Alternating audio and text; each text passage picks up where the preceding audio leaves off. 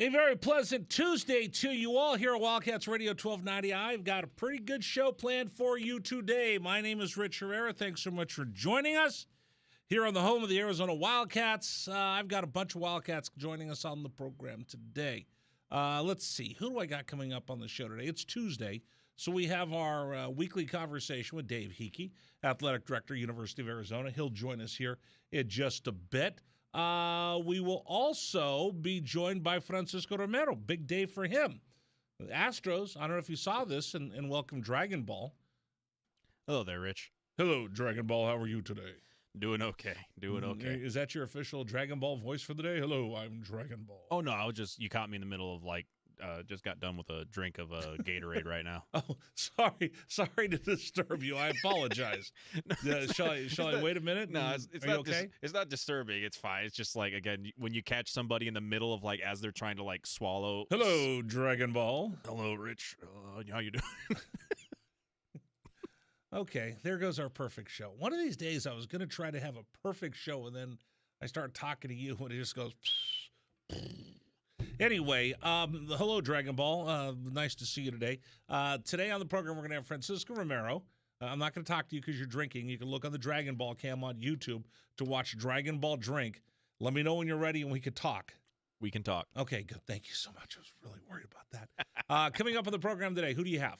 So today, we will, as you mentioned, we're going to talk with Dave Hickey, as we normally do on our Tuesdays. We're going to talk with Francisco Romero, and we're also going to talk with U of A men's tennis coach, Clancy Shields. Yes. Who is coming off a very, very big milestone, to say the least. What's that?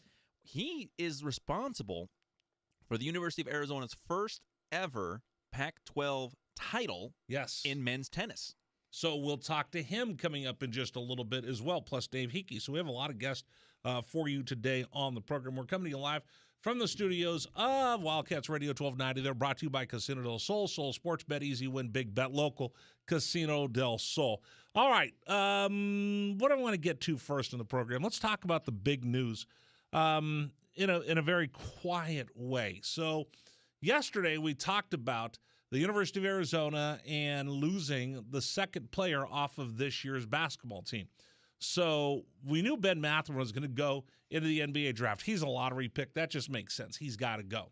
Christian Koloko, on the other hand, I wanted Christian Koloko to test the waters. And he needed to go I'll ahead. Have a drink now. Yeah. Now we've all had a drink, so now we can keep going on. I wanted him to test the waters and see where he was going to go. I hope it all works out for him. Mm-hmm. I certainly do. I'm going to root for him to be a first rounder. I would have been more confident for him. And this isn't me being selfish, wanting Arizona to come back and win a national championship next year, because once you fall in love with these players, you love the players as much as you do the laundry. So I wanted Christian Koloko to have. What are you wincing at? As much as the laundry. I don't know if I've ever loved laundry that much. Sure you do. You love laundry more than anybody else I know. I'm not sure I follow. I could put anybody in a Pittsburgh Steelers uniform, and you would love them. Nah, there are a couple. You root for the laundry, not the player. No, there's a couple of guys that I would still be very. Who? Ray Lewis, if he had ever worn a Steeler jersey, you're lying through your teeth. Ray Lewis helps the Steelers win a Super Bowl. You would be going, oh, where should I get my Ray Lewis tattoo? You would buy a 52 Steeler jersey and wear it proudly. I was still cheering for James Harrison when he was a Bengal. I just didn't root for him when he played the Steelers. That was it. But you root for if somebody roots for the laundry, and then that player leaves, unless he goes Kyrie Irving on you, you're going to keep rooting for him, aren't you? Because you love the laundry, and then you fall in love with the player. This is true. Okay. Right? If you're talking about laundry first, then the player, then yes, absolutely.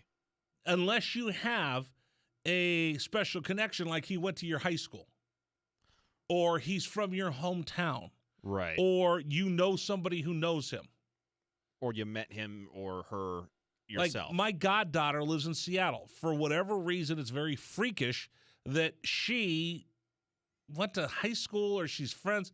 Like 4 or 5 guys have gone on to play big-time sports. So I've known about them because, knowing her, There was a player at Duke. There's a guy that was he's a tight end in the NFL now. They all knew each other. They're all kids growing up. She had a couple of freakishly big kids in her school, and they were friends with her. She's freakishly small. They're freakishly big. It's a big freak show. But because I knew them, I kind of followed them a little bit more because of her. Right. There's a kicker in Washington State I'll talk about. He's my son's best friend. I followed him to Washington State. I'm not going to root for the Washington State Laundry, but I certainly root for him. But if you have a kid that comes to the University of Arizona, you love the University of Arizona, you love that Laundry, you're going to learn to love him as well. Okay, fair enough. So for Christian Coloco, love the Laundry, love the player. For me, I hope he's making the right decision. He's going to. Listen, he'll be, in a couple days, in a couple months, he will be a wealthy young man. Beyond anything I will ever earn in my entire lifetime, he will make it like that. Yes. Okay? Pretty hard to feel sorry for somebody that's going to become a millionaire in just a matter of time. And how big of a millionaire he will be is yet to be determined. Yet to be determined. But and like you mentioned with you were hoping he'd at least dip his toe in it. The way when we talked with Bruce Pascoe yesterday, he mentioned that this is a little more than a dip in the toe. No, he's gone. Like he's done. He's going all the way through. No, he's not coming back. He's done. Yeah, he's gone. He's good. Now, I think what he got was, and he's got some pretty smart people around him, and Tommy Lloyd is going to be honest with him. And I think he found out Pac-12 player, defensive player of the year. Most improved player. All Pac-12. Are you going to improve from there? Outside of becoming conference player of the year, it'd be very, very hard. All-American, going to be very, very tough. So this was his plateau. Make that jump. If he came back, would he repeat back what he did last year? Probably not. To win defensive player of the year, most improved, and be all conference. So you're not going to win most improved. Are they going to give you a two-time Pac-12 defensive player of the year? Probably not, unless you're just out there dominating, constantly blocking 25 shots. They're going to want to spread the love around and give it to somebody else. Yeah. So that's probably not going to happen. So for him, that's a plateau. He reached the plateau. If you come back, are you going to necessarily be able to jump into the mid first round, into the lottery? Probably not. This is as high as he's going to go. Jump off the cliff. It's time to go. Yep. And that's what he did. Ben Mathurin, you're a lottery pick. You can go as high as 6. I hope you don't end up at the Sacramento Kings because it's a dumpster fire, but that's about as good as it's going to be for you. He makes the jump into the abyss, ready to go. And then we all hope and pray and pull for him and root for him and go buy a jersey when they make it into the league. Now, Dalen Terry's still taking a look, and I think for both of them, I think for Ben, it was a foregone conclusion. He already had people kind of saying, all right, here's your lot in life. Here's your evaluation. Your evaluation's pretty darn good. If they had made it to the tournament last year, there was a chance that he was going to jump out as a freshman. I mean, that was right, what but I don't know if he would have been a lottery pick. He would have been a lottery pick. So he had an upside to come back. He had an upside to come back, to grow, to improve his game. Who would have known? Who would have thunk that he was going to end up playing for Tommy Lloyd, where he could show off his wares offensively? This is as high as his elevation is going to go. Yep. He's not a 1-1. As much as I love Ben, I don't think he'd be a 1-1. Okay? I don't think if Christian Coloco came back, he would be a 1-1. So this is as good as it's going to get. The upside is there. The downside, I could get hurt. I could have a bad year. Something could happen. I could lose my eligibility. The 20 million things under the sun. It would kind of be like if you won the lottery and you had that lottery ticket, and you're the last person I'm going to ask this question to, Dragon Ball, because you have no imagination when it comes to fantasizing about winning the lottery. But if you won the lottery and you had that ticket, would you hold on to it for 3 weeks, 4 weeks, 5 weeks, 6 weeks, and risk, I don't know, someone stealing it from you, losing it, it catches on fire, it gets wet? There's 20 million things that could happen to that lottery ticket if you hold on to it too long, or just turn the darn thing in and get your cash.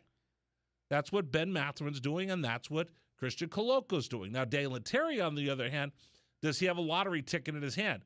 Right now projected to be a mid to low second rounder. So he comes back next year. Can he improve his draft stock? Absolutely, 100%. He's going to be able to improve his draft stock. I think he's good enough to be a first-round draft pick. Will he be good enough to be a lottery pick? Well, he still has a huge upside. Remember, he's a young baby-faced sophomore. Mm-hmm. Last year, he was one of the youngest players in the team, and he really didn't get an opportunity to do that much. Now, Tommy Lloyd gets to open it up offensively. We know what he could do defensively, and if he continues to improve, he's going to get a chance to have his draft stock come back higher and higher and higher if he comes back next year. So right now, he's going to get the evaluation. The scouts and everybody in the league is going to tell him, all right, DT, here's where we see you. Now, we think if you go back and do X, Y, Z, plus Alpha, Beta, Bravo, you have an opportunity to jump higher into the draft if you wait and you come back next year. So I think DT, he has to do his due diligence. You have to have all the answers in order to do this. He's going to go get his due diligence. He's going to find out what's out there for him, and then he makes the right decision. Now, with all that being said, what happens to us here in Tucson at the University of Arizona, those that have their McHale season tickets, oh my gosh, we just lost Ben Mathis. Oh my gosh, we just lost Christian Colombo. Oh my gosh, Taylor Terry's looking. Okay, let me just tell you, pump the brakes, y'all. Pump the brakes. Deep breath. Ready with me. 1, 2, 3. Hold it. Hold it. Hold it. Woosah. The Cats are quiet and stealth on the recruiting trail. You're not going to hear a bunch of big splashes. Tommy Lloyd is not a social media savant. I don't even think he has a Twitter. He does begrudgingly. Oh, he does have it. He does begrudgingly. Okay. He's on social media begrudgingly just because it's that day and age. But he's not a look at me kind of guy. He's still that humble guy from Kelso, Washington, I think is the name of his town. He's not going to be flashy. He's not going to be splashy. He's just going to walk up. You know what he's like? He's like that guy that if you're going to get into a fist fight with him, he's not going to push you. He's not going to call you out. He's just going to throw down. He's kind of guy who just walks in there and gets the job done and doesn't crow about it, brag about it, or run his mouth about it. He just gets it done. So as Arizona Wildcat fans are looking around going, what are we going to do? What are we going to do? The sky is falling. Hold on. Because right now they're working on the recruiting trail. But you know what you don't see? You don't see Tommy making a bunch of waves. You don't see Tommy making a bunch of stories. You don't see Tommy offering scholarships to 85 different players that have no intention of coming here. Tommy is very strategic, and he's very tactical when it comes to recruiting. And this is a perfect prime example. We've heard that there were some Euros that they were looking at, but we really didn't know who. Well, today we find out the University of Arizona is offered and accepted by a Serbian wingman, 6'8". Philip, you want me to try doing this? I wish you the best of luck. Well, you tried to do it, and then you tried to make it Spanish. It was like you were speaking Espanol. Was it that bad? Yes. Ooh. Philip. I'm going to do this without a net. I was practicing all afternoon. You do it first. Philip Bornovikinen. Bornovikinen. I tried calling a couple different people. I couldn't get the proper pronunciation. I'm sure we will when he gets here. Philip Bornovikinen is a 6'8" wingman that can shoot from the outside. He'll be added to the mix for the University of Arizona. Who is Philip Bornovikinen? How come I haven't seen him on any websites? How come nobody's talked about him? Because that's the way that Tommy's going to roll. Tommy's going to be very, very stealth about this. He's not going to run around offering everybody and their brother a scholarship, hoping that, well, if I offer this guy a scholarship, maybe it'll show this other guy. He's not playing games like that. And they went out and they found a 6'8" wingman to join the team next year. Don't be surprised if you see more offers like this out of the blue that you've heard nothing about on any website, Twitter, social media, or anywhere else, because I think this is the way that they're going to roll. I think this is what Tommy Lloyd has in store for the future recruiting process for the University of Arizona, and it's going to be different than any of us have ever seen or talked about that. In fact, coming up, I'm going to give you what I think the formula that Tommy's working on, and I want to get your reaction to that. Number for you to join us, 520-848-1290, 520-848-1290. Do you agree with this statement? In Tommy, I trust. 520-848-1290, 520-848-1290. Today's program brought to you by Trajan Wealth, 321-4100, 321-4100, or you go to TrajanWealth.com, TRAJAN Wealth.com. I'm taking Friday and Monday off. I need a couple of vacation days. Got to go take care of some business with my family back in California. Going to go check on my mom and dad's house and some other things. You know what? It's going to be a little weird. When I go back to the house, and both my mom and dad are gone right now. Still their house, their things are still there. We're in the process of moving some things in and making some changes and a bunch of other things. But thank God my mom and dad had the foresight to put everything into a trust for their estate. They did a great job with estate planning. My dad left us a letter and said, all right, here, kids, here's what we're doing. Here's where everything is. By the way, Richard, Stephen, your brother's in charge because you're a dodo head. So that was kind of the letter my dad left to us. And he said, here's what I want you guys to do. And he made it all possible because he sat down with an estate planner and they put everything into a trust, and it made life so much easier for us. Listen, nobody wants to talk about or think about those type of affairs. You just don't. But think about this. Think about your kids. Your kids are going to be hurting the same way my brother, my sister, and I were when we lost our parents. It was a tough burden. It was emotionally, we were all a wreck. And then the very next day we said, well, what do we do now? And one of my mom and dad's friends and one of my cousins said, well, you got to go take care of their affairs. So we found the letter. He had told us that he had everything put aside. We knew that it was in a trust. And we went to the banks. We went and took care of everything, and it made it a very, very painful moment in our lives less painful because they thought of putting everything into a trust. I'm just telling you, think about your kids right now and what you want to do for them when they're going to be in that moment of need. So if you need help with estate planning, and you need help putting together a trust, call my friends at Trajan Wealth, 321-4100, 321-4100, or go to TrajanWealth.com, TRAJAN Wealth.com. Advisory services offered through Trajan Wealth LLC, an SEC-registered investment advisor. Estate planning services are offered through Trajan Estate. We'll continue with you. I'm going to give you what I think Tommy Lloyd's formula is going to be going forward as far as how he's going to restock this roster each year. I want to get your reaction, 520-848-1290. What's Tommy's formula? I'll give you my prediction of what I think it looks like coming up next. This is Wildcats Radio 1290.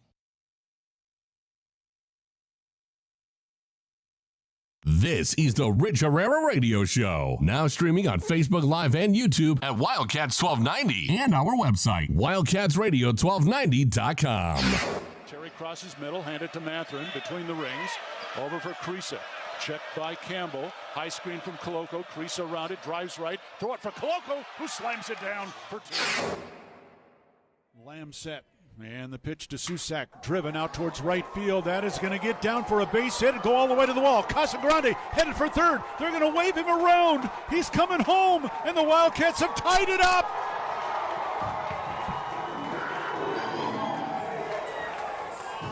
Susak with an RBI double to right center.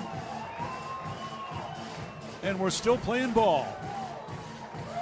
Tied at 16 in the bottom of the 10th. Shot blocked by Koloko, who grabs it out of the air. Ahead to Dalen Terry, Arizona with the ball, minute 30 to go, and a 6-point lead. Juzang working right, drives to the bucket, put up, blocked by Koloko, grabbed by Larson. Arizona ball, 38 seconds left. For Bernard, goes right, blocked by Ballo, grabbed by Matherin. Arizona ball, 22 seconds left. Campbell down for the Bruins, throw it out to Riley. He'll shoot the three, blocked again by Koloko. Ballo grabs it, it's over. Championship to Tucson. Hey, sports fans, it's Rich Herrera. Thank you so much for tuning into our stream. We'll be back in just a bit. Until then, how about some Arizona Wildcat highlights? Fourth down and less than a yard. Trojans will go for it in a tie game. Slovis out of the shotgun. Step to his left. Step the handoff. Into the backfield and drop. No gain. Loss on the play. Cats take over. That's a huge play by Arizona. Explosive play in the backfield that time. Shot blocked by Coloco, who grabs it out of the air. Ahead to Dalen Terry. Arizona with the ball, minute 30 to go, and a 6-point lead. Juzang working right, drives to the bucket, put up, blocked by Coloco, grabbed by Larson. Arizona ball, 38 seconds left. For Bernard, goes right, blocked by Ballo, grabbed by Matherin. Arizona ball, 22 seconds left. Campbell down for the Bruins, throw it out to Riley. He'll shoot the three, blocked again by Coloco. Ballo grabs it, it's over. Championship to Tucson. Dalen Terry quickly the other way, out to Tabellas, down the lane to throw it down with the left hand. Look out. The locomotive slams it home. Hey, sports fans, it's Rich Herrera. Show will be back in just a little bit. Thanks for tuning into our stream. Until then, how about some great moments from the University of Arizona Wildcats? Fourth down and 2, Arizona. Down 14-0. Wildcats on fourth down this year are 12 of 20. Offset backfield. Plummer to throw the ball, looking, throwing towards the back of the end zone, and it's hot! Touchdown, Arizona! Oh, did they need that? My goodness, Booby Curry had to leap in the air to take the ball over the top of the defender, and the Cats are on the board.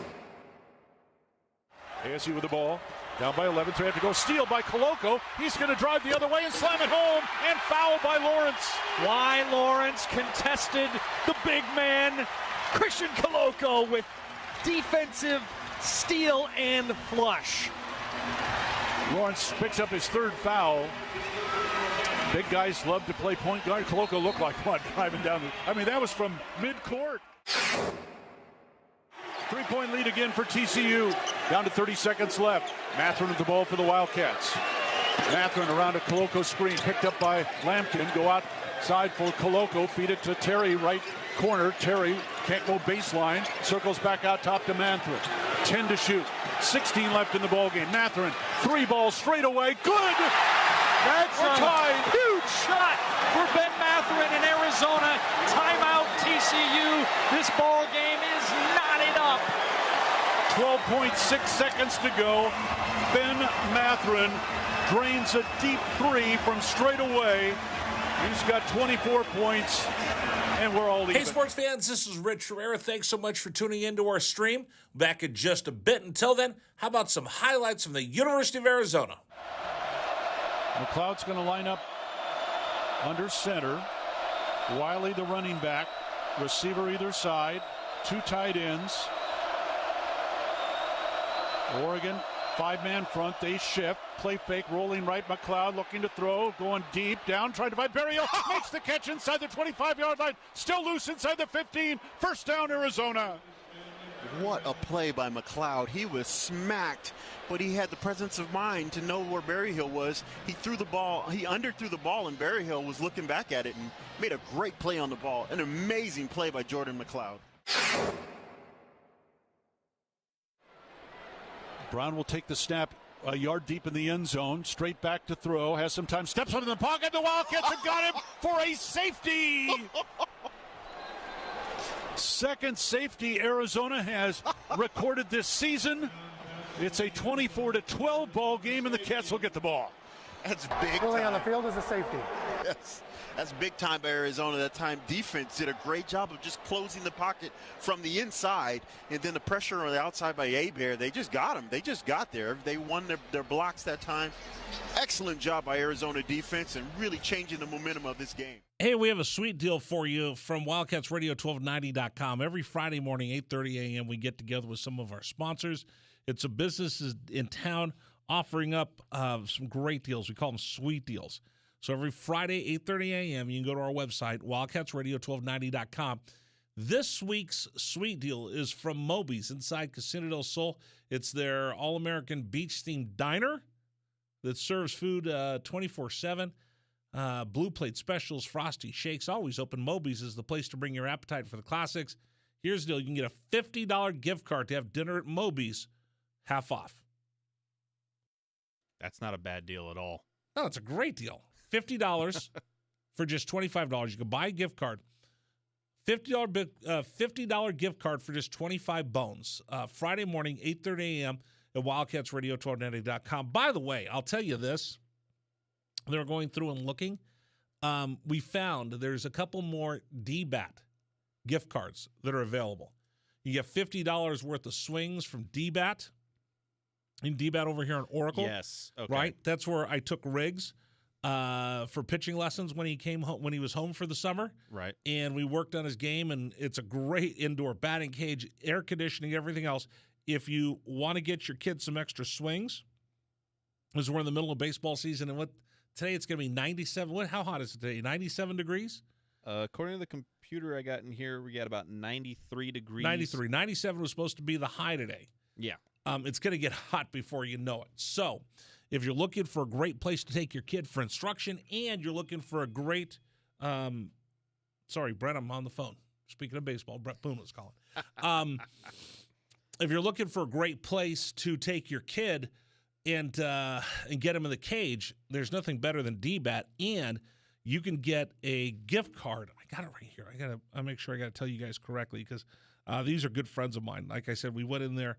I spent a lot of time in there while Riggs was home, getting ready to send him back to the academy. Let's see. I just got this email today. Wait a minute, wrong email account. This one is, because I think this is important. I want to share this with everybody. Right. And I lost it. Sorry. Oh, here it is. Nope, it was right in front of me. You could get 650 swings, right? You get a card, and you swipe the card like a credit card. Right. Right? 650 swings. That's a $50 value for just $25. Pretty good deal. For 650 swings, absolutely. So you get 50. Don't just agree with me. Do you agree with me, or are you just saying that? No, as someone who was a batting cage rat when he was growing up, I mean, 650 swings in an indoor facility, that's an awesome way to get your swings in. So for them, they do them by cards, and that's a $50 value you can get for just $25. A lot better than the deals I used to try and swindle my way into when I was a kid. You know what I think that'd be? You know, be even better. That'd be a great birthday present. Ooh, that would be right for the baseball fan in your life. Absolutely. Yeah, or graduation present, because graduation's coming up right now. You can get that $50 gift card for just $25 for kids that play Little League with your son. I can't believe it's already gotten to that point. Just driving up to work today, I saw that there was already signed someone. One of the high schools down here was already promoting prom, and I was like, "Oh my God, that's right! It's already gonna be the end of April, isn't it?" Did you go to prom? I went to prom twice, and both. I only went once. Both times I went to prom, it was as a chauffeur for my friends because I didn't have a date. Because you were the DD. I was the DD, but I also didn't have a date. I broke up with a girl I was dating. No, not at prom. No, right before prom. Oh, okay. Oh, God, that would have been No, you can't do that. You can't break up with a girl at prom. That'd be the worst. No. She dumped me right before prom, so I ended up taking a freshman who was a bleach blonde Madonna wannabe. I grew up in the 80s. That's right. You were talking about how much you hated licorice pizza. Exactly. I lived it. All right, so here's what I want to tell you. Here's the formula for Tommy Lloyd going forward, I think. And I think this is what we're going to see. I think the mix of players that we're going to see coming to the University of Arizona, there's a very good chance that it's going to be 2 or 3 4- or 5-star American players, and then you're going to get a smattering of 2 or 3 Euros every year to add into the mix. When you've got the background that you have at the University of Arizona, Arizona can recruit itself. Why? Because Arizona puts players into the league. Bruce Pascoe told us this yesterday. Why is it important for Arizona to have Ben Mathurin succeed after he leaves? Because people are going to look. Ben Mathurin, lottery pick, University of Arizona. And what's that do? That tells an 8th grader, a 9th grader, a 10th grader, an 11th grader, you go to Arizona, there's an opportunity you go to the next level. Christian Coloco, center, University of Arizona, does the same thing. So you're going to get the 3 and 4 stars, 4 and 5 stars, 3, 4, and 5 stars. The 3s are going to beg to come here. The 4s are going to want to come here. The 5s are going to consider coming here. More than likely, they will. When you have that mystique about this program that we put people into the NBA, and oh, by the way, we're number 2 in the country and we're number 1 seed, and you'll play in March Madness. But again, listen, why do you go to college? To get more knowledge. You don't go to Jupiter because you want to be more stupider. Don't you remember that? Boys go to college to get more knowledge. Girls go to Jupiter. I vaguely remember something like that, but you could also argue that for college athletes, you go to college to get acknowledged. Oh, that was pretty good. That's actually the best thing you've ever contributed to the program. But you know what? You all go to college in order to get a career. So if you've got kids that can come here to Arizona, compete on the biggest level, be on the biggest stage, get in the league, you're going to get the 4s and 5s. Then you add some Euros in here. Now you have a full draft class. And you can be choosier instead of blasting out scholarship offers to everybody and their brother. I think that's the formula for Tommy Lloyd. We'll talk more about that. But before we do, I got to bring Clancy Shields on, University of Arizona men's tennis coach, the first ever Pac-12 championship to Tucson. We'll talk to Clancy about that coming up next. This is Wildcats Radio 1290.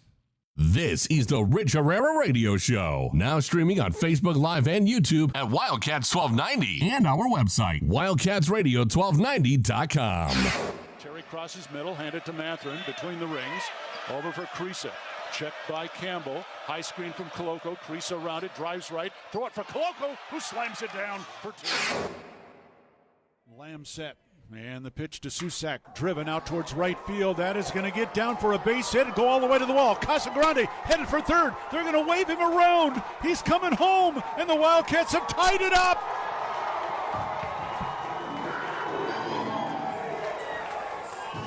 Susak with an RBI double to right center.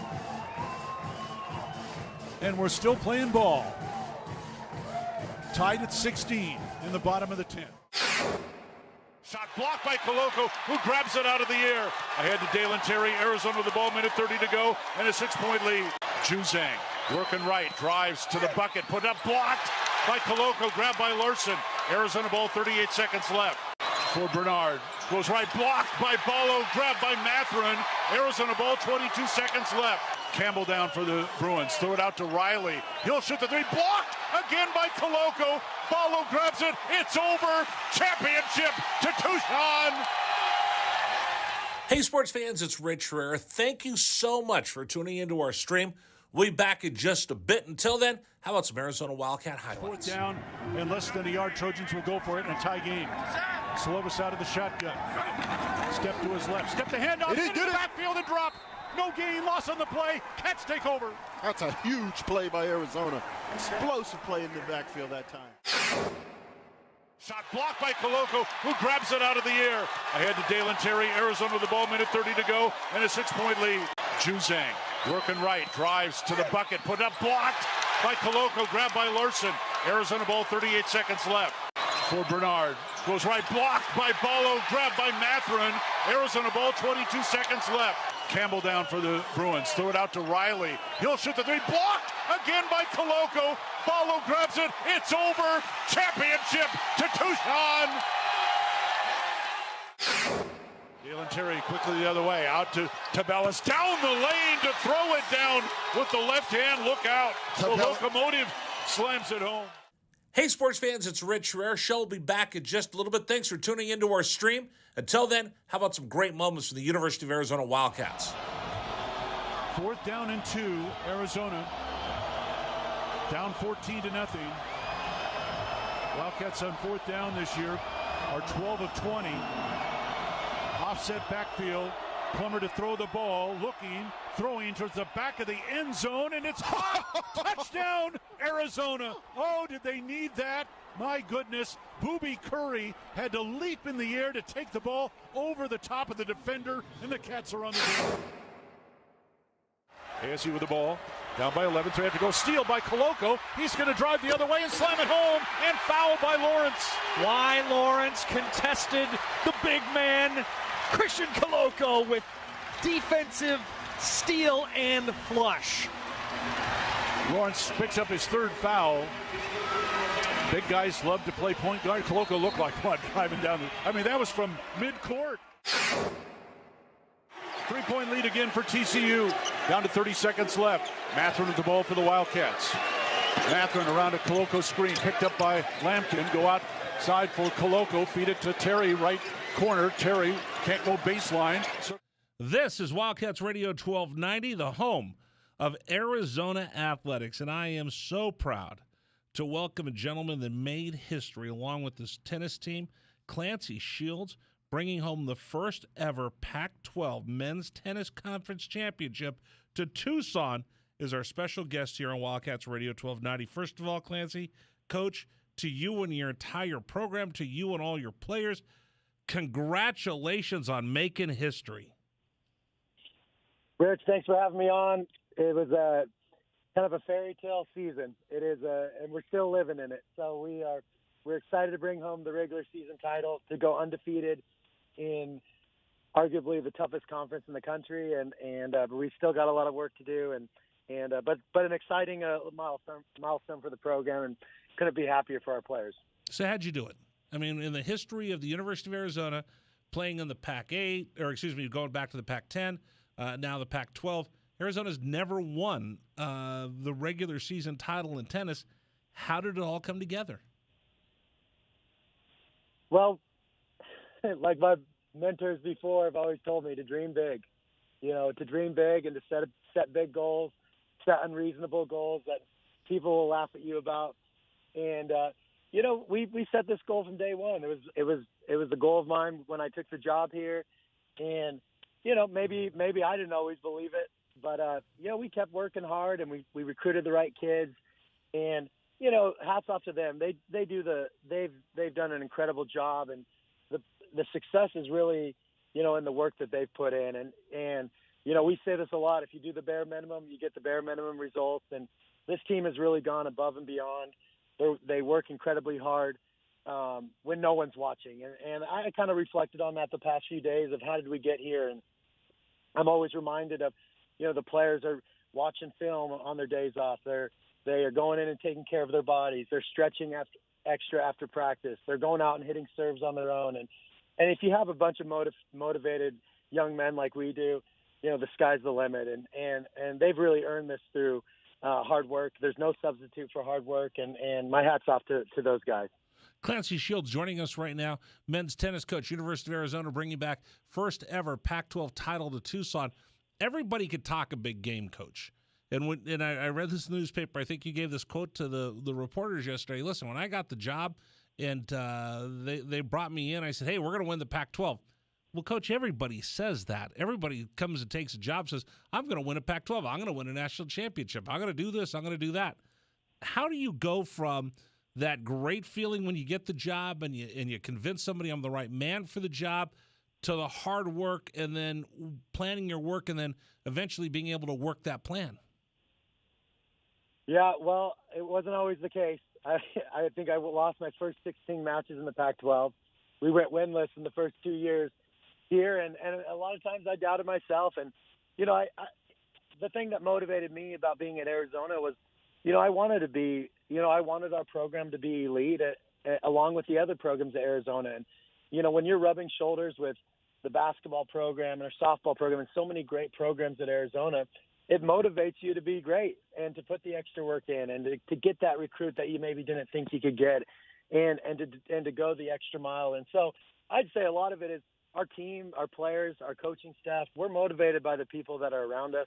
We've got so many great coaches, great administrators here, and the community too has just embraced our program. And it really started with just a couple alumni who believed in us and came to our matches and said, you guys are going to do it. And then that grew to 5 people, to 10 people. And then our last 5 matches at home, I mean, you couldn't find an empty seat at the Robeson Tennis Center. And so it really has been a work in progress for many years. But, we just knocked off little stepping stones along the way and got to this point. And now the hard work kind of begins of how do we sustain the success for a long time and make this a national powerhouse program, and much like Arizona basketball.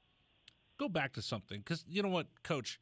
I sit here on the radio every day and I flap my gums and I talk about the private conversations I have with coaches at the University of Arizona, and I try to get across to the fans, you know what, as great as this athletic department is, as great as the coaching, the facilities, the players, there's one thing that they cannot bring, and that's energy from fans, energy from the crowd. And I sit here sometimes till I'm blue in the face, and I wonder if people really, really believe that they can make a difference. And you're explaining to us that a couple alumni showed up, and then a couple more, and then a couple more, and before you know it, there's a groundswell of support, and it has a direct correlation on the success or failures of a program. Yeah, the greatest gift people can give our student athletes is to show up and watch them compete, because they put in 20, 30 hours a week, and they're training, and not all of them are going to play professionally, but this is their time, this is their moment, and this is what they've worked their entire lives for. And we just say that and I think it's part of our job as a department of coaches and our student athletes to thank people for coming out and to make them feel like they're a part of it. And it's as simple as this. Going to football games for me was fun because it was Arizona athletics, but now I know the coaches and I'm invested, and it makes a world of difference. Like I can't wait to go to football games. I can't wait to go to softball and soccer, and all of these coaches. You build these relationships with them, and you're so much more invested and tied in. And I know that's a fact because I ask our players, like, what's important to you? And their number one thing they say is, we want to play in front of a packed house. We want to showcase our talent in front of our community, our school, our family. And when you do that, it makes all the difference in the world. And that's one of the reasons why I love Arizona. I love the community of Tucson, is that we can be special. We can be all of these things. But we have to, we build this together. We all are a part of this process. And when you get everybody involved and there's that support, the kids feel that, and they're going to play so much harder for it. Clancy Shields joining us right now here on Wildcats Radio, 1290 men's tennis coach, University of Arizona. They'll go into the tournament as the number one seed, first time ever for the University of Arizona. Help me out with something, Clancy. You said that, when you first got started, you were just getting clobbered. You lost all those matches, and you said, hard to believe in yourself sometimes. How do you fight through that? Because I think everybody listening to us right now, at one point or another, just felt like the whole world was on top of them. I tell you that, I try to help my son whatever I can, and there's times where he gets down on himself, and it just feels like I'm getting kicked, and then as soon as I get up, I get kicked again, and nobody believes in me.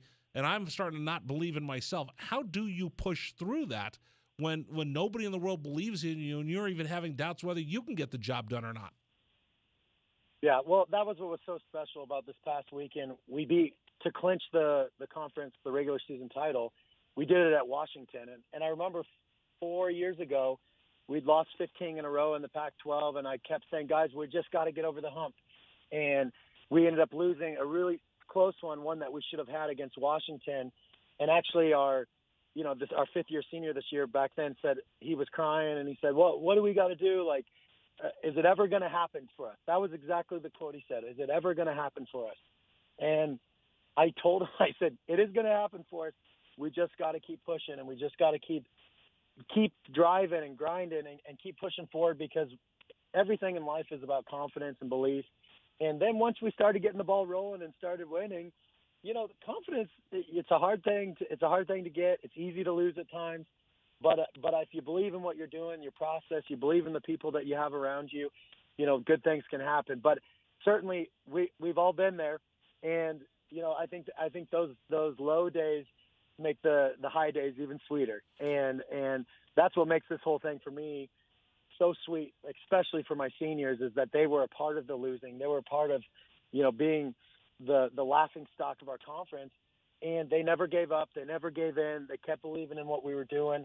And for them to go out as champions on top as a senior, I mean, this team will be bonded together the rest of their life. And it's our job as the coaches and leaders of the program to keep motivating our players. And I say this to anyone who wants to be a coach or in anything. Our number one job as a coach is to build confidence in our players. And if we're not the most enthusiastic, most confident person in the room, then they're not going to be that either. And so that's our mission. Even fake it until you make it, right? You have to show that to the kids, and we certainly have gone through the gauntlet. And for anyone out there, just keep pushing, keep believing, and good things will happen for you. Let's talk about those seniors that were, like you said, the laughing stock of the Pac-12, getting kicked around by everybody. You show up like, oh, Arizona's here. We don't have anything to worry about.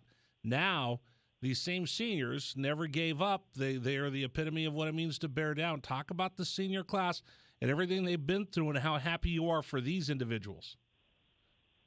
Yeah, well, bear down, you said it perfectly. What does bear down mean? It's everyone throws it around, and I didn't understand it for so many years here. Like, what does bear down mean? And until I saw my team competing the way that they do, and that they fight so hard, and that, when they go out and they compete and they go out and battle, they are the epitome of what the bear down spirit means. And really, for these seniors, they are not the most talented kids. They're not the most sought after recruits, but they really bought into the culture of, we're going to be the most competitive team out there. We're going to be the most hardworking team out there. We're going to support each other on and off the court. And really, the motto in our program is also to be the best in everything that you do. And last night we had our Catsies banquet and for the whole athletic department. And, our team is the top men's GPA with a 3.53 cumulative GPA. They won the Community Service Award. They're getting it done on the classroom. And when you start challenging yourself in your own life to be the very best you can in everything that you do, then the results follow. And this whole thing of why I got into coaching was not just to coach tennis, but really to build young men of character and that they go on and be successful in their lives. And that's so cliche to say as a coach, but I can promise you anybody who hires a player from our program is going to get a winner. They're going to get a hard worker. They're going to get somebody who does it the right way. And, I'm just proud of the kids that have gone through this program, and I know they're set up for success in the rest of their life. It really is true. Good is the enemy of great. If we just settle for being good, we'll never achieve getting close to anything, even remotely touching greatness. Clancy Shields joining us right now. What about for the parents? The parents are such a big part of the support system for these kids, and I know for your families, they travel with your team, and they go to matches here, and they'll go to matches on the road. To see those parents of those seniors that you've had for so many years, and remember, these folks, these families lived through COVID. They lived through all the disruption. They've had a career at the University of Arizona that I don't think anybody will ever be able to replicate. Clancy, what about just seeing the family celebrating with their kids and a couple moms and dads coming up hugging you? It's the best part of this job. It brings me to tears every time just to think about it. Like giving them a hug and telling them how much I've loved being a part of their kids' lives and thanking them for trusting me to be that part of their life and to kind of gap that bridge between them being boys to young men. And the parents that we've had have been so supportive, so great. And really, it takes a village to do what we're doing. And all of these seniors, their parents have sacrificed so much for their kids to be here and to really represent our program to the best of their ability. And it's just a sweet moment. And man, it pricks your heart every time seeing these parents who have supported our team and allowed me to take their kids under my wing. And then, in a lot of ways, they say that a coach is like a second parent in many ways, and I feel that. These kids are much more than just players to me. They're part of my family, and I love them dearly, and they all hold a special place in my heart, and so do their parents.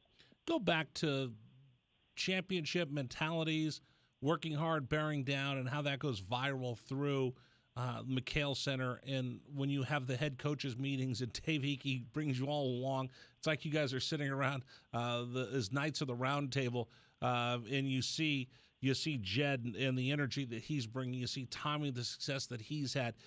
You see Laura and Jim from the golf team and the success they've had. You have Adia and everything that she's accomplished. How much do you feed off all of that, and how happy are you that you're going to be able to help feed that energy with what you've accomplished this year when you take your place at that table? Yeah, well, it starts at the top. Dave I mean, he always talks about having a championship culture and that why not us? Why not Arizona? And why can't we do it here? And I love that because you really need to be, supported and challenged. And, sometimes we don't want to talk about like winning because you don't want the pressure or so forth. But for me, it's kind of opposite. The program I was at before, Utah State, I never really felt the pressure to perform. It was only the pressure that I put on myself. And coming here, you feel that positive pressure of like, we can do this and everybody around you is investing everything into it. And I just get so much joy watching all of our coaches and sports teams do well. And, because we're all in the trenches, fighting together and doing this together, trying to win recruiting battles and to have success here. And so I think we have the best department in the country. I think we've got the best coaches. And they're it's really a family dynamic in those rooms. And it starts at the top with Dave. There's a new term I've never heard before, positive pressure, because I think one of the things that you guys talk about over at Michaela's, pressure is a privilege. You know what? Absolutely. It's a good thing to have pressure on you because that means there's something at stake and you're competing. Yeah, well, and we felt that this week going into our last two matches of, well, guys, you're about to accomplish something that's never been done before, and you cannot play it safe.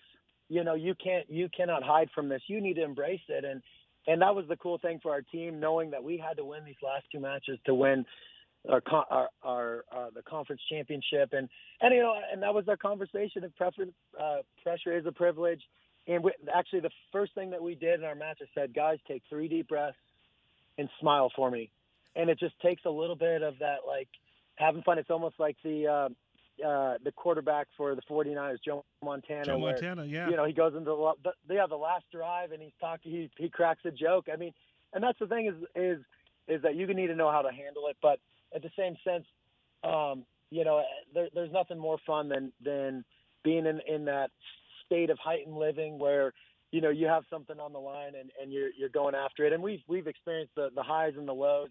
And at the end of it, though, you got to be humble in victory and defeat. And that's the thing that we're challenging ourselves right now as we go into this tournament is that, guys, you did something special, but how cool would it be if you could turn it around and do it in the conference tournament like our basketball team and Tommy did this year.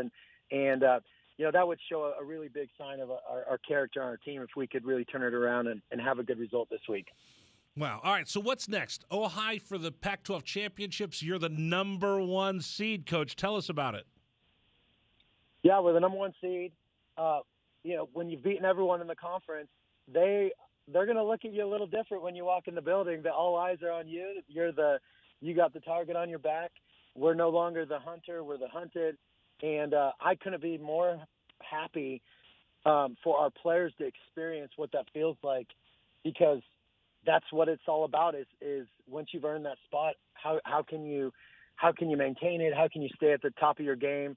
And so I'm excited to see how our players handle it. It's going to be fun. It's going to be a new challenge.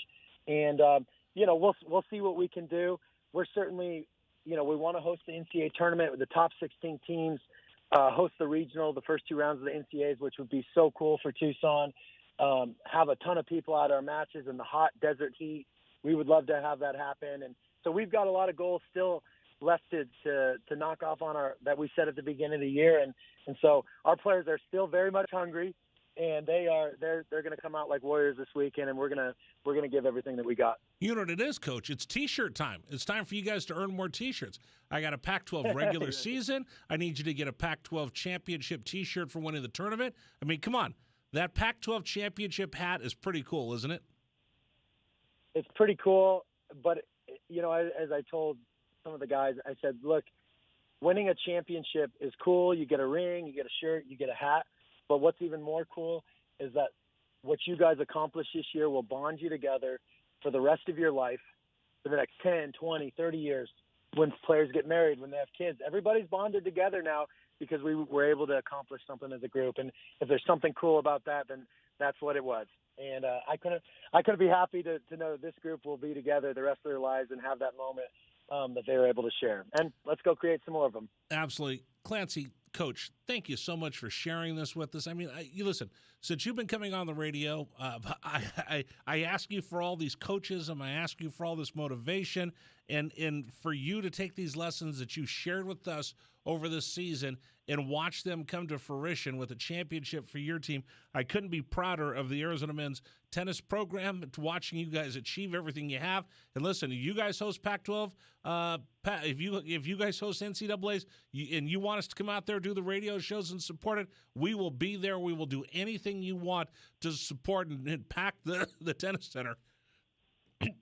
Awesome. We're going to take you up on that. And if we end up hosting, as Adia said when she brought the NIT here and packed out McHale, look, I'd love to see no seats are empty. We're going to bring in more seats and really, let's celebrate these student athletes for the hard work they've put in. And there could not be a better ambassador for the University of Arizona, our athletic department, the community of Tucson. And I hope we can make that come true. Clancy, congratulations. Give our best to your entire team. We're proud of you. Let's bring back a championship from Ojai this week, shall we? All right, we're going to work for it, and let's see what happens at the end of the week. We're going to give our best. All right, bear down. Thank you so much. I'll catch up with you soon. All right, bear down. Thank you for having me on. Take care. Clancy Shields joining us here. Dude, that's just the coolest thing ever. Like, he comes on in Dragon Ball, he's just motivating, right? When you lose that many games, and you still come back and you still fight and you still want to prove that you belong with, again, arguably the toughest conference in tennis in college sports, and now all of a sudden you're undefeated in conference action and you take home the conference title, it says something about perseverance being something that will push you forward so long as you stick to it. Pretty cool stuff. Congratulations to the Arizona men's tennis team. First time ever winning the Pac-12. We'll continue with you. This is Wildcats Radio 1290. This is the Rich Herrera Radio Show. Now streaming on Facebook Live and YouTube at Wildcats 1290 and our website, wildcatsradio1290.com. Terry crosses middle, hand it to Matherin between the rings. Over for Creasa. Checked by Campbell. High screen from Koloko. Creasa around it, drives right. Throw it for Koloko, who slams it down for two. Lamb set. And the pitch to Susak, driven out towards right field. That is going to get down for a base hit and go all the way to the wall. Casagrande headed for third. They're going to wave him around. He's coming home, and the Wildcats have tied it up.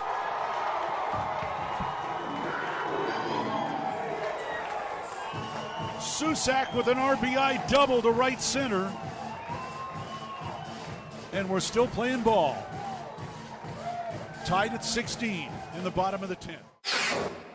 Shot blocked by Koloko, who grabs it out of the air. Ahead to Dalen Terry, Arizona with the ball, minute 30 to go, and a 6-point lead. Juzang working right, drives to the bucket, put up, blocked by Koloko, grabbed by Larson. Arizona ball, 38 seconds left. For Bernard, goes right, blocked by Ballo, grabbed by Matherin. Arizona ball, 22 seconds left. Campbell down for the Bruins, throw it out to Riley. He'll shoot the three, blocked again by Koloko. Ballo grabs it, it's over. Championship to Tucson. Hey, sports fans, it's Rich Herrera. Thank you so much for tuning into our stream. We'll be back in just a bit. Until then, how about some Arizona Wildcat highlights? Fourth down, and less than a yard. Trojans will go for it in a tie game. Slovis out of the shotgun. Step to his left. Step to hand off. Into the backfield and drop. No gain, loss on the play. Cats take over. That's a huge play by Arizona. Explosive play in the backfield that time. Shot blocked by Koloko, who grabs it out of the air. Ahead to Dalen Terry, Arizona with the ball, minute 30 to go, and a 6-point lead. Juzang working right, drives to the bucket, put up, blocked by Koloko, grabbed by Larson. Arizona ball, 38 seconds left. For Bernard, goes right, blocked by Ballo, grabbed by Matherin. Arizona ball, 22 seconds left. Campbell down for the Bruins, throw it out to Riley. He'll shoot the three, blocked again by Koloko. Ballo grabs it, it's over. Championship to Tucson. Dalen Terry quickly the other way, out to Tabellas, down the lane to throw it down with the left hand. Look out, the locomotive slams it home. Hey, sports fans, it's Rich Herrera. Show will be back in just a little bit. Thanks for tuning into our stream. Until then, how about some great moments for the University of Arizona Wildcats? 4th down and 2, Arizona. Down 14-0. Wildcats on 4th down this year are 12 of 20. Offset backfield. Plummer to throw the ball, looking, throwing towards the back of the end zone, and it's caught! Touchdown, Arizona! Oh, did they need that? My goodness, Booby Curry had to leap in the air to take the ball over the top of the defender, and the Cats are on the board. ASU with the ball, down by 11, so they have to go. Steal by Koloko. He's going to drive the other way and slam it home, and foul by Lawrence.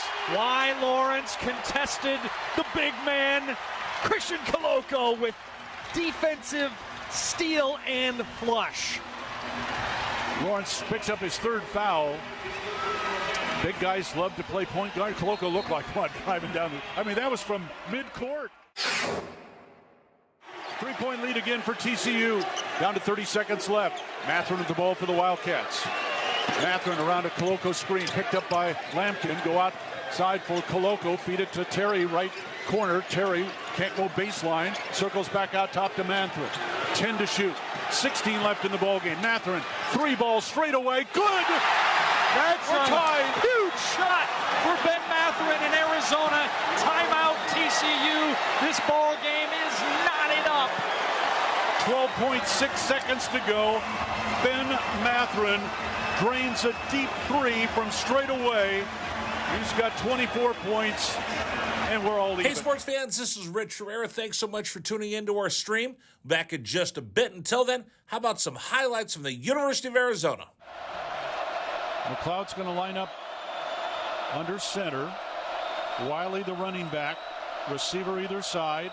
2 tight ends. Oregon, 5-man front. They shift. Play fake, rolling right. McLeod looking to throw. Going deep. Down, trying to find Berryhill. Makes the catch inside the 25-yard line. Still loose inside the 15. First down, Arizona. What a play by McLeod. He was smacked, but he had the presence of mind to know where Berryhill was. He threw the ball. He underthrew the ball, and Berryhill was looking back at it and made a great play on the ball. An amazing play by Jordan McLeod. Brown will take the snap a yard deep in the end zone. Straight back to throw. Has some time. Steps up in the pocket. The Wildcats have got him for a safety. Second safety Arizona has recorded this season. It's a 24-12 ball game, and the Cats will get the ball. That's big Pulling time. on the field is a safety. Yes, that's big time by Arizona. That time defense did a great job of just closing the pocket from the inside. Today's a pretty special day around here. We got to hang out with the men's tennis coach at the University of Arizona. We just had Clancy Shields on the program, and it was pretty spectacular listening to him. And listening to the love he had for his program and his student athletes and watching them and seeing everything they've been through, and then come through winning the first ever Pac-12 championship in school history is something that it's given me chills. We're going to talk about that with Dave Hickey. He's joining us right now, Athletic Director, University of Arizona, stopping by for his weekly visit with us here on Wildcats Radio 1290. Bear down, Dave. How are you? Hey, go Cats. I'm doing great, Rich. Good to be with you, and good to be with the listeners. We were just talking a little bit earlier in the program with Clancy Shields, and he's somebody that you brag about, and you're proud of what these young men have accomplished, winning the first ever Pac-12 championship. Give us some insights, stuff that we might not know about just how hard these kids worked and how far this program has come to bring the first ever conference championship in men's tennis back to Tucson. Well, again, incredibly proud of the efforts of Clancy, the staff members that have been with him, and certainly the kids in the program, the student athletes. They just have never. They just decided from the very beginning this can be done here. I think it puts it in a little perspective. I think if I have my stats right, 6 years ago, didn't win a match in the Pac-12. Went 0 in the whole year. And then have flipped it in this sixth year to be Pac-12 champions and did not lose a match. Went undefeated in the league. So in arguably the most the best tennis conference in America, collegiate tennis conference. So great programs, lots of storied tradition. UCLA, USC, Stanford. Success up and down the entire coast with the programs, and so it's just great to see. Clancy's I tell you, I love being around him. He's got a little bit of a hard edge to him, a hard-nosed guy. He probably isn't exactly what you would look at and go, that's the head tennis coach. Sometimes I think Clancy would like to put on the pads and maybe go run around on the football field every once in a while and bang it around. I love his toughness, and I love that he's brought that to the program in a sport where having that resiliency, that toughness can really help you, because it's a tough sport. You've got to rebound from losing points, losing sets, get back in it, and it's just been a never quit attitude. So I'm just really happy for everybody. And it's a great signal for this program. Lots of future success. It's in a great position. We've got plans to look at facilities here. We've made long-term commitments to Clancy. We've improved the operating budget and really invested strategically. You've heard me talk about that before in how to make the program, be in a position where it can do the things it needs to do to win titles. And one of those things is we want to host an NCAA regional here for the first time ever, and I'm pretty confident we will do that. We're going to make a great effort at getting that here, and those are just signals of a program moving up and in a position to be successful. I told him I want to come out and broadcast. If that happens, I want to take the show out there on the road and do it from the Robeson Tennis Center. I think that would be amazing. It's great. It's great, and that it's for those of you that haven't, the listeners that haven't been out to a tennis match. It's a lot of fun. Hey, listen, now we've in the last 4 years we've had the band out there. We've brought cheerleaders out there. We've put 1,000 people or more in there. It's chanting, cheering, yelling, maybe a little bit of relatively positive heckling. It's really a neat atmosphere. And I went out there. I've been out there this year. I hung out with Mike Candrea, and I saw Coach Fish out there supporting the tennis team. And that's what I wanted to ask you about this, Dave, because we talk about it all the time. I just want to be a fly on the wall one day when you have all the coaches in for your staff meeting. But in talking to Clancy, he talked about the positive pressure that Arizona athletics has and how all the teams support each other, all the coaches support each other, and all the coaches push each other to win. So whether it's what Tommy accomplished this year in basketball, or Adi has accomplished, or what the baseball team has accomplished, or the softball team, or what Laura and Jim do with golf, and what Fred Harvey does with track and field, all these coaches push each other with this championship mentality. Talk to us a little bit about that, because this is a perfect example. To go from worst to first in 6 years in the toughest conference in the country is something they write books about. Well, hey, I think, again, our coaches are incredibly supportive. It's a very positive environment here, supporting each other's programs. As we like to say, winning is contagious, success is contagious. Winning and success help all of our programs. When one program is doing well, that benefits everyone. And now, on the other part of that, when you're one of those programs that might be, trying to find its way to better days, it's a little intimidating to walk the halls. When you walk by softball, national championships. You walk by baseball, national championships. You walk by golf, national championships. You walk by basketball. You walk by now our women's basketball program. You walk by Dave Rubio, 30-plus years. National program, a highly elite volleyball program, been to the national tournament at the highest level. So lots of success, and I'm sure I'm leaving some people out. Jed coming in, and Jed bringing this really energetic, positive culture, being out front. And I think all of our coaches rally around that and see that, and then it opens the doors. Hey, I want to go across there. I'm going to support those coaches. I'm going to support those programs. So it's a tremendous environment for our coaches, for our student athletes, for programs, because it's positive across the board. And that same stuff happens with our student athletes as well. And when we see it, whether it's Sam Thomas out there at the spring game, or we saw the men's basketball team during March Madness going out there to watch the women play, the softball team and the baseball team. I see it with all the student athletes, and I think they're all fans of each other more than anything else. They all support each other, and it's pretty cool to see that. I wanted to ask you this, though. When you're bringing in folks to join this athletic department, is that something that you look for, that somebody is going to be, first, wants to win and has that drive, but also wants to help feed the energy of the entire athletic department with their success and where they can help other people's success?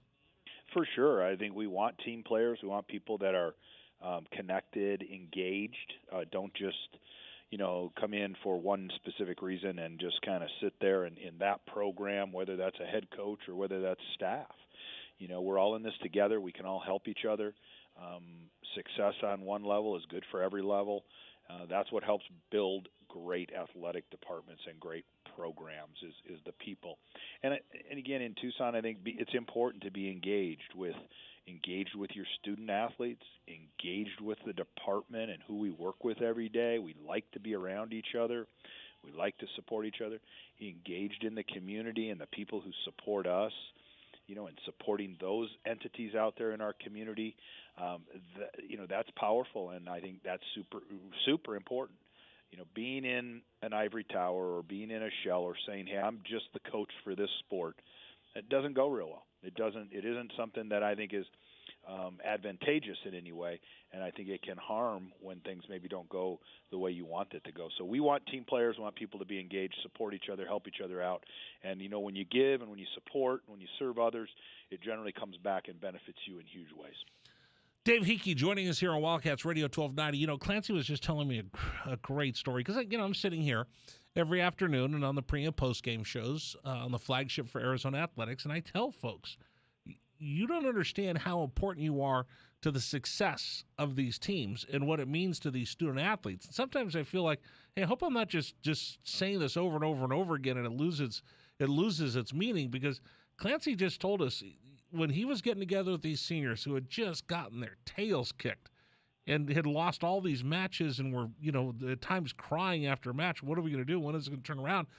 The one thing they all said, they all agreed is, Coach, we just want to play in front of a packed house. That's our dream, to have success and have fans come out and watch us perform.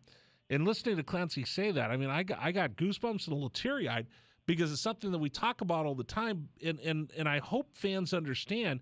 And I bang my head against a brick wall every day trying to tell that story to folks, because this city of Tucson is so wonderful. The support they give is so special, and I hope everybody appreciates how much these kids that are 17, 18, 19, 20, 21 years old, how much it means to them to have fans come out and watch them and support them and cheer them on. I think it's you hit it on the head, Rich. It's a big part of the assets that the asset that we have here is this wonderful community. How much they're engaged and support our sports programs and really the entire university. That the university is an integral part of what makes Tucson go and what makes it great. And there's a lot of those pieces, culturally, all the different aspects that we have here. But a big driver here is the university and our sport programs. People are very, very proud of them. But the engagement and being there and supporting it, coming out and watching events, it means a great deal to our current student athletes. It helps in the recruiting cycles when people see how important it is and they see that people care about those sports. They want to be a part of it. They know it's a neat place to be, and we sell it that way. Look, when you come here, this is going to be fun. People enjoy it. We're still a town where, in the media, it's a relevant story, on whether that's in radio, on print, on broadcast TV. They're telling those stories about student athletes and programs, and that doesn't happen in every community. Some of our smaller communities have lesser, media support to big communities now that have really gone away from covering local issues. And the media has changed so much on both the print and the electronic side. So, that's a big part of it, and it's incredibly important. And people make a difference when they come and support these student athletes and come and support the programs. Arizona baseball, big series coming up. ASU coming to town. Arizona scuffled a little bit, was in the top 20, dropped out, but a big series win against ASU is going to put them right there as we get closer and closer to the inaugural Pac-12 baseball tournament that'll take place up in Scottsdale. Talk to us about the significance of these games, not only because it's the school up north, but this is something Arizona really needs right now to win this series. Yeah, we're coming into the kind of the final stretch. We've, I guess I'd say we stumbled a couple of times on a couple series, and the goal in baseball is to win your best 3 of 2, win your series. You want to sweep, you want to win every game, but you want to stay ahead of the number just a little bit, and by doing that, you want to win the series. Obviously, huge that the rivals down here. We've got a 3-game set with them right here in town. Have great crowds. Our guys are playing tonight. They've got a game tonight, 1-6 to nothing at Creighton, and play Creighton again tonight. I think it should be starting here any minute, I think, if I've got my times right. Yep. Playing in the home of the College World Series in Omaha, in the stadium right downtown. That's where Creighton plays their game. So a neat opportunity for our guys to be there in the stadium where they want to be at the end of the year in Omaha. But then to come back off of that and to have just a really important big time series here in town. It's going to be fun, and I know our players are looking forward to it. I know Chip's looking forward to it. I think the juices will be flowing. It'll be an intense weekend of baseball. By the way, I've mentioned this in passing. I do have to mention this because I did open my big fat trap about this last year. How there was times last year where we were challenged during college baseball with concessions and getting people food and drink and standing in line. Dave, I can't believe how easy it was to go get bottles of water and a beer and a soda in that walk-through line that looked like I was going to a convenience store. I put my water and my bottles up on the little machine, and I scanned it right there, and it's just like walking through, like going to a Circle K, how quick it was to get food. Boy, what a big turnaround. That might be the most improved product that we've seen all year. The difference in the food service that I saw at McHale, at Arizona Stadium, and then at High Corbett, it's night and day. Well, it is. It's certainly our provider with Aramark. They've taken a lot of steps to grow and enhance the overall experience from food and beverage services to our fans, and really excited about it. Tried to make it as easy as possible, and it's an enjoyable to go out to the ballparks, both at Hillenbrand or at High Corbett. And really, quite frankly, all of our facilities have done a wonderful job. So that's all part of it. And good food, good drink, and some good ball on the field makes for a terrific, evening or afternoon at either one of those places. So hopefully people will come out.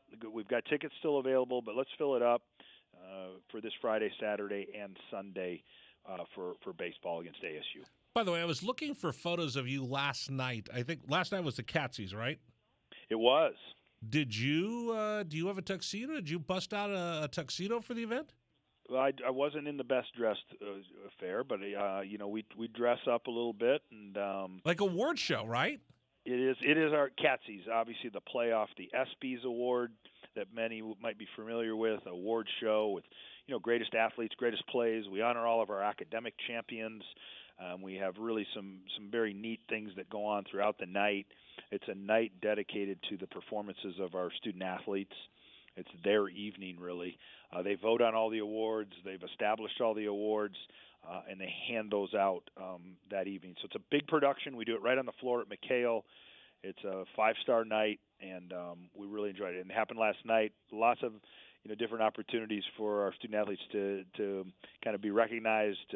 Also to show off a little bit. They get to come out, dress up, be with their teammates. They sit with their teams, and and then kind of cheer for each other.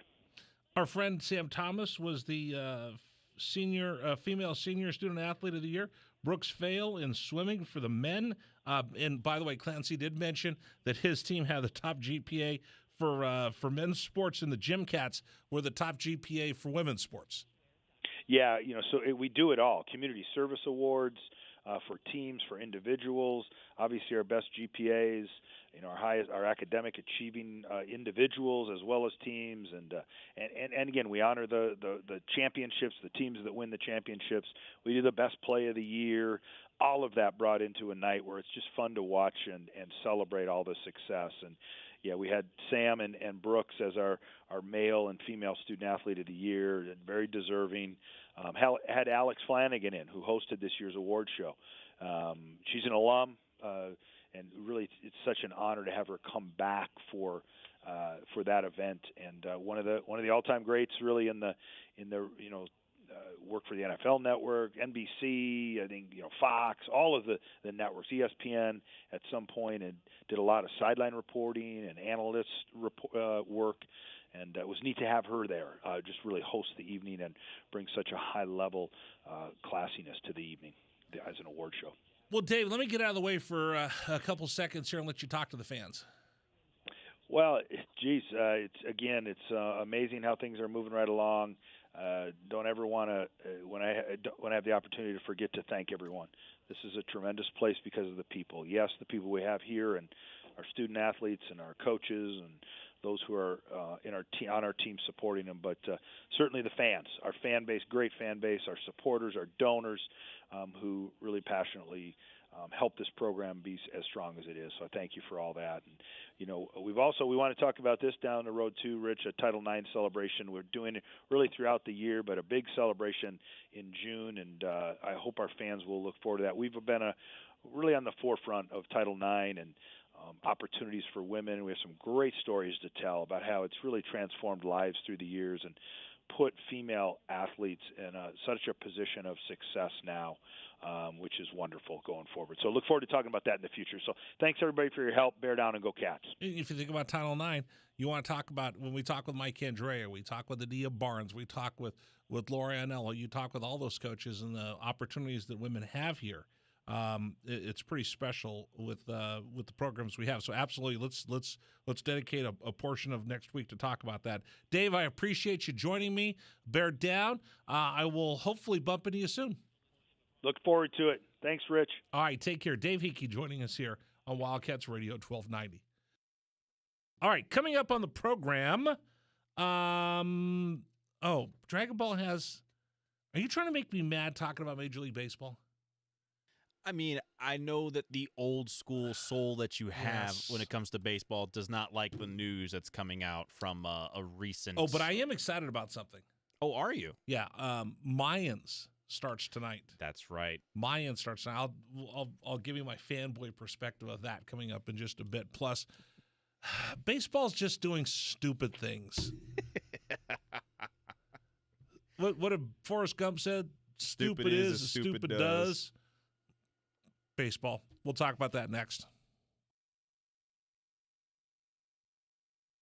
This is the Rich Herrera Radio Show. Now streaming on Facebook Live and YouTube at Wildcats 1290 and our website, wildcatsradio1290.com. Terry crosses middle, hand it to Matherin between the rings.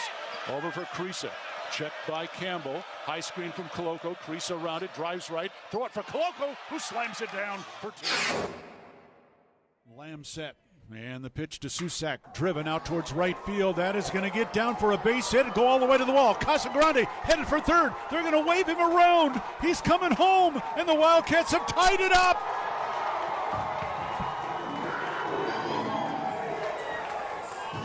Susak with an RBI double to right center. And we're still playing ball. Tied at 16 in the bottom of the 10th. Shot blocked by Coloco, who grabs it out of the air. Ahead to Dalen Terry, Arizona with the ball, minute 30 to go, and a 6-point lead. Juzang working right, drives to the bucket, put up, blocked by Coloco, grabbed by Larson. Arizona ball, 38 seconds left. For Bernard, goes right, blocked by Ballo, grabbed by Matherin. Arizona ball, 22 seconds left. Campbell down for the Bruins, throw it out to Riley. He'll shoot the three, blocked again by Coloco. Ballo grabs it, it's over. Championship to Tucson. Hey, sports fans, it's Rich Herrera. Thank you so much for tuning into our stream. We'll be back in just a bit. Until then, how about some Arizona Wildcat highlights? Fourth down and less than a yard. Trojans will go for it in a tie game. Slovis out of the shotgun. Step to his left. Step to hand off. Into the backfield and drop. No gain, loss on the play. Cats take over. That's a huge play by Arizona. Explosive play in the backfield that time. Shot blocked by Coloco, who grabs it out of the air. Ahead to Dalen Terry, Arizona with the ball, minute 30 to go, and a 6-point lead. Juzang working right, drives to the bucket, put up, blocked by Koloko, grabbed by Larson. Arizona ball, 38 seconds left. For Bernard, goes right, blocked by Ballo, grabbed by Mathurin. Arizona ball, 22 seconds left. Campbell down for the Bruins, throw it out to Riley. He'll shoot the three, blocked again by Koloko. Ballo grabs it, it's over. Championship to Tucson. Dalen Terry quickly the other way, out to Tabellas, down the lane to throw it down with the left hand. Look out. The locomotive slams it home. Hey, sports fans, it's Rich Herrera. Show will be back in just a little bit. Thanks for tuning into our stream. Until then, how about some great moments from the University of Arizona Wildcats? 4th down and 2, Arizona. Down 14-0. Wildcats on 4th down this year are 12 of 20. Offset backfield. Plummer to throw the ball, looking, throwing towards the back of the end zone, and it's hot! Touchdown, Arizona! Oh, did they need that? My goodness, Booby Curry had to leap in the air to take the ball over the top of the defender, and the Cats are on the field. ASU with the ball, down by 11, so they have to go. Steal by Koloko. He's going to drive the other way and slam it home, and foul by Lawrence. Why Lawrence contested the big man, Christian Koloko, with defensive steal and flush. Lawrence picks up his 3rd foul. Big guys love to play point guard. Koloko looked like one driving down. That was from midcourt. 3-point lead again for TCU. Down to 30 seconds left. Mathurin with the ball for the Wildcats. Mathurin around a Koloko screen, picked up by Lampkin. Go outside for Koloko. Feed it to Terry, right corner. Terry can't go baseline. Circles back out top to Mathurin. 10 to shoot.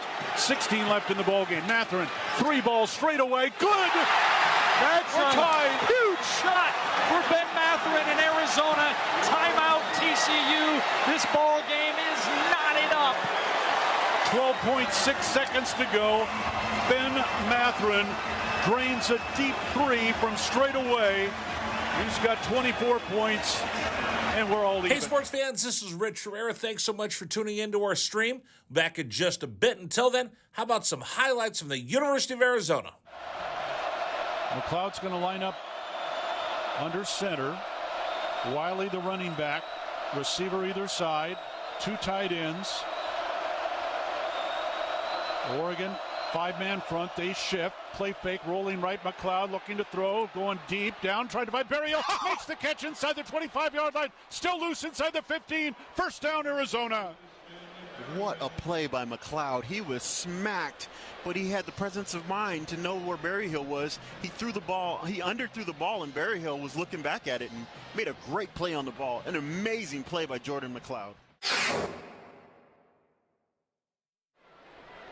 Brown will take the snap a yard deep in the end zone. Straight back to throw. Has some time. Our Steps thanks under to the Dave pocket. The Hickey Wildcats for joining got us him here for on a Wildcats safety. Radio 1290. I'm Rich Herrera. Thanks so much for joining us. Second safety Arizona has recorded this season.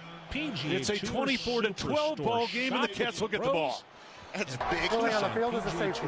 Superstore. That's big time by Arizona. That time defense did a great job of just closing the pocket from the inside, and then the pressure on the outside by A-Bear. They just got him. They just got there. They won their blocks that time. Excellent job by Arizona defense, and really changing the momentum of this game. Like see if I could be. Yeah, if you could be an employee. Yeah. Yeah, you were mentioning that. Hi, can I help you find everything? Because I actually know where everything is. So if you're looking for shoes, I know where you can find the Nike, the Adidas, the Echo. Really sweet.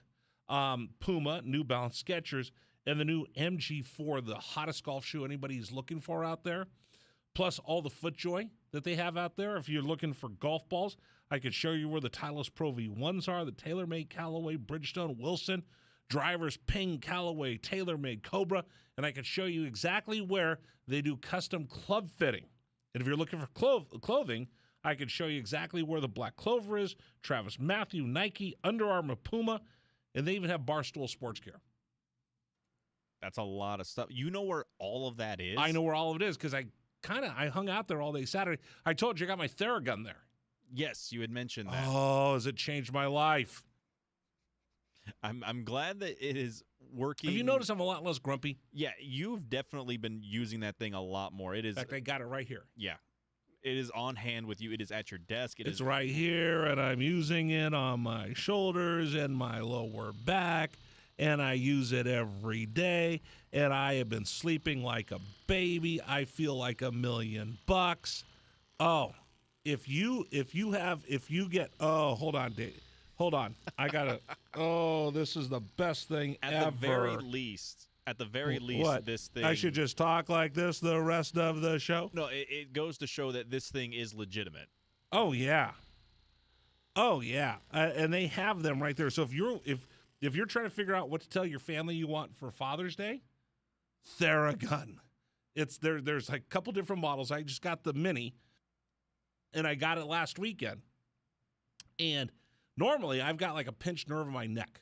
Right. Probably because I'm so fat, but I still got a pinched nerve in my neck, and I'm always constantly my shoulders. That's where I carry all my stress. So I got it because Booney's been telling me about it. So he has one, swears by it. So I said, let me go get one. So I got one this weekend. Oh my gosh, all the tension in my shoulders gone, all the lactic acid's gone. Use it on my lower back. My back's not stiff. It is incredible. There you go. That's, Look at me. I can turn my neck. You can turn your neck around a little bit. No, a lot. A lot. They have them right there. They're right next to the front. If you walk in, it's just to the right. There's a Theragun display right next to the putters. I'm telling you, I know where everything is. You walk in, you go to the left. That's where all the golf balls are. The biggest selection, widest selection. Golf clubs, shoes, bags, clothing, irons, wedges, drivers. I know where everything is there because I spend so much time. You should go in there as well. And I've got a hookup for you. You always want to have a friend, right? Right.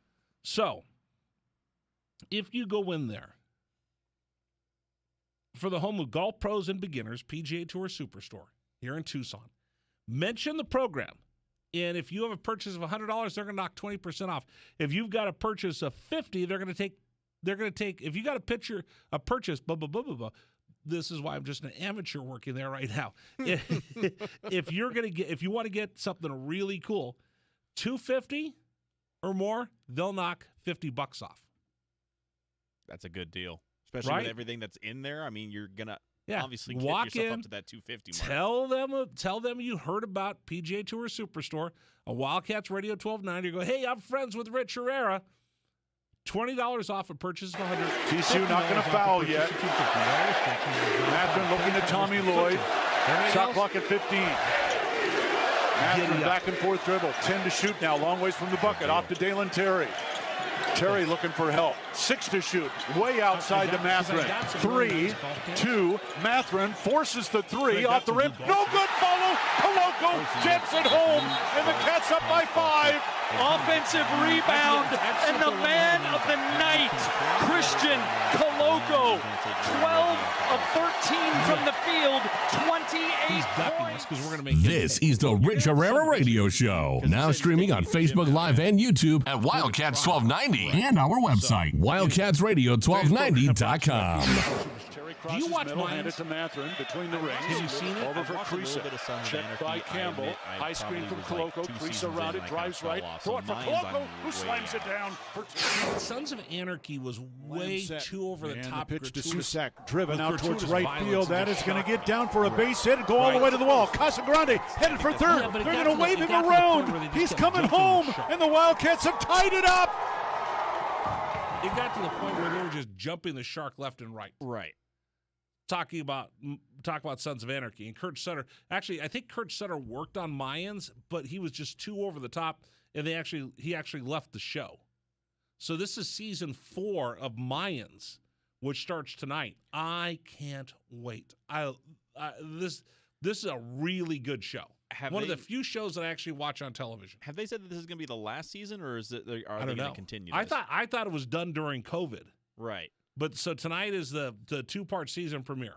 Right. Okay. The only reason why I ask is because just looking at the release schedule that they have for it. Right. So every other season of mine, from what I'm seeing right now, is these are all 10 episodes a season. Right. What is this one? So far, this one only has 6 episodes listed, but it says that there will be 10 episodes. Okay. But I'm not sure when those are going to get released, because that's all I'm seeing on the release schedule as of right now is just the 6. Well, don't bum me out. Well, I mean, eventually all great shows have to come to an end. No, it doesn't. Yes, they do. No. You can't Happy Days this. You talk about jumping the shark. That's exactly what that is in reference to. You can't drag a show on for too long. Otherwise, it starts to get stale. You saw Law & Order's back. Yes. I started trying to watch it. It's got the guy from Burn Notice as the cop. Yeah. I'm trying to watch it. I've seen a couple episodes. I don't mind Law & Order. Law & Order is an old classic to me. Dun. I feel like a lot of the detective stories to me, like I was a huge fan of like Columbo, because I would actually watch a little bit of How old are you? I watched a little bit of Columbo. It was on like TV Land back in the day, so I would watch some Columbo. Of course, my personal favorite will always be Monk. I love Monk. Yeah, okay, Monk that's one thing we can agree on. Monk was a great one. Monk is awesome. I'll watch Monk if I see it on a rerun. Right. So, but Tony Shalhoub and Monk was awesome. By the way, we talked about this yesterday, and you made me mad. You make me mad every day on the program. But which one is this now? That I watched the YouTube Screen Crush show about Thor. Love and Thunder. Love and Thunder. Oh, I can't wait for this to come out. It's gonna be fun. I mean, it looks like it'll be a very like less serious version of the MCU. You know, they're gonna Padme is gonna end up becoming a Thor. Yeah, Lady Thor, I think. Right. Yeah. I can't wait. And you just make me mad because you're such a Comic-Con person. I mean, I'm really not. I'm more of like just like an anime geek. So like comic books, I'm way out of. Again, like the MCU. I need to find a friend that I could talk MCU with. Well, I'm sure you'll find no limit to that. There's plenty of people that are MCU nuts, and probably just as many who are nuts about Mayans and Sons of Anarchy and everything else related to that too. Probably. All right, coming up, I don't want to talk about this, but Dragon Ball put it on our agenda for today. Baseball has a new idea. Let's do something for over 100 years and then change it to make millennials happy. What am I being hacked off about? We'll tell you next here on 1290. This is the Rich Herrera Radio Show. Now streaming on Facebook Live and YouTube at Wildcats 1290 and our website, wildcatsradio1290.com. Terry crosses middle, handed to Matherin between the rings. Over for Creasa. Checked by Campbell. High screen from Coloco. Creasa around it, drives right. Throw it for Coloco, who slams it down for 2. Lamb set. And the pitch to Susak, driven out towards right field. That is going to get down for a base hit and go all the way to the wall. Casagrande headed for third. They're going to wave him around. He's coming home, and the Wildcats have tied it up.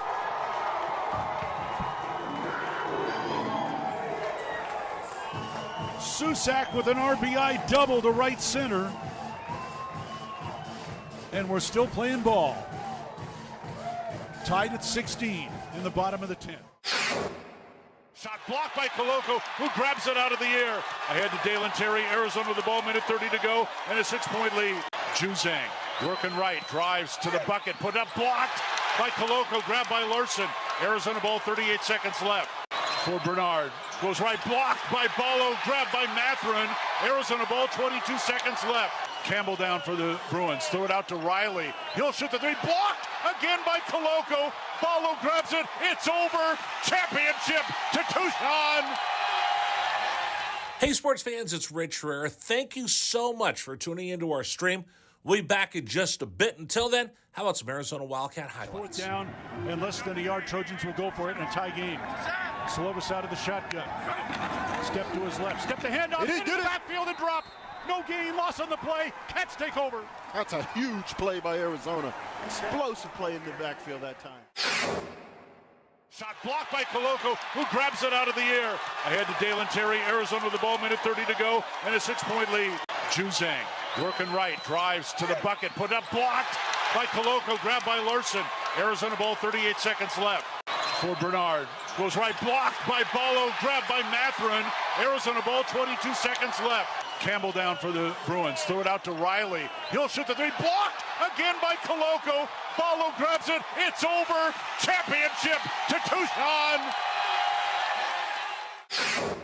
Dalen Terry quickly the other way, out to Tabellas, down the lane to throw it down with the left hand. Look out. The Locomotive slams it home. Hey, sports fans, it's Rich Herrera. Show will be back in just a little bit. Thanks for tuning into our stream. Until then, how about some great moments from the University of Arizona Wildcats? 4th down and 2, Arizona. Down 14-0. Wildcats on 4th down this year are 12 of 20. Offset backfield. Plummer to throw the ball, looking, throwing towards the back of the end zone, and it's hot! Touchdown, Arizona! Oh, did they need that? My goodness, Booby Curry had to leap in the air to take the ball over the top of the defender, and the Cats are on the field. ASU with the ball, down by 11, 3 have to go, steal by Koloko. He's going to drive the other way and slam it home, and foul by Lawrence. Why Lawrence contested the big man, Christian Koloko, with defensive steal and flush. Lawrence picks up his 3rd foul. Big guys love to play point guard. Koloko looked like one driving down. That was from midcourt. 3-point lead again for TCU. Down to 30 seconds left. Mathurin with the ball for the Wildcats. Mathurin around a Koloko screen, picked up by Lampkin. Go outside for Koloko. Feed it to Terry, right corner. Terry can't go baseline. Circles back out top to Mathurin. 10 to shoot. 16 left in the ballgame. Mathurin, 3 balls straight away. Good! That's a huge shot for Ben Mathurin in Arizona. Timeout TCU. This ball game is knotted up. 12.6 seconds to go. Ben Mathurin drains a deep 3 from straight away. He's got 24 points, and we're all even. Hey, sports fans, this is Rich Herrera. Thanks so much for tuning into our stream. Back in just a bit. Until then, how about some highlights from the University of Arizona? McLeod's going to line up under center. Wiley, the running back. Receiver either side. 2 tight ends. Oregon, 5-man front. They shift. Play fake, rolling right. McLeod looking to throw. Going deep. Down. Trying to find Berrios. Makes the catch inside the 25-yard line. Still loose inside the 15. First down, Arizona. What a play by McLeod. He was smacked, but he had the presence of mind to know where Berryhill was. He threw the ball. He underthrew the ball, and Berryhill was looking back at it and made a great play on the ball. An amazing play by Jordan McLeod. Brown will take the snap a yard deep in the end zone. Straight back to throw. Has some time. Steps up in the pocket. The Wildcats have got him for a safety.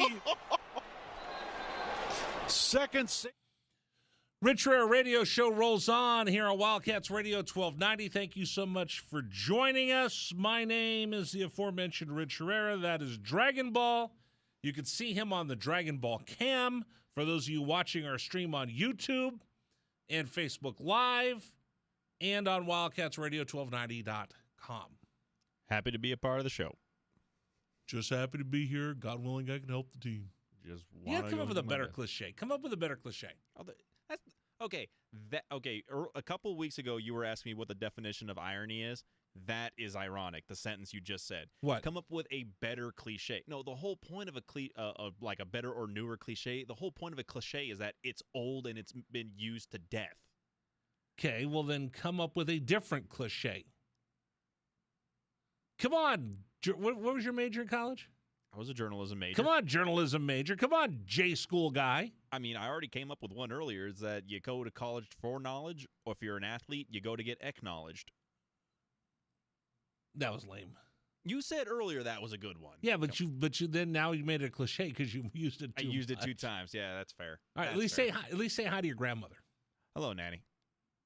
Oh, hold on. Is she watching? Oh, she's always watching. I can guarantee she's always watching. How does she watch the show? She's recently started learning how to use the YouTube stream, so she might be watching right now. Really? She might. Okay, so let me just put it only on you. Okay. Now the stream is solely on Dragon Balls. Go ahead and talk to your grandmother. Tell her hello. Hello, Nanny. It's hopefully you're doing well today, and maybe after I get done with work, I'll be able to come over and finally pick up those Easter candies you keep telling me to pick up.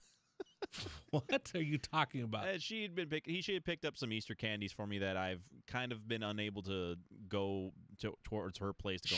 She worked hard to go find you Easter candy, and you didn't go pick it up. I haven't been able to I wasn't able to go ahead and swing it around. It's just been busy. I'm taking the camera off you. Right. Solo shot goes away. Hey, Nanny, if he doesn't want it, I'll take him. I think it's the Ghirardelli, so it might be one of those. Ghirardelli? Yeah. So good. Oh, yeah, they're good. Ghirardelli's awesome. Mm-hmm. All right. Anyway, enough of your nonsense. You put something in the rundown today just to make me mad.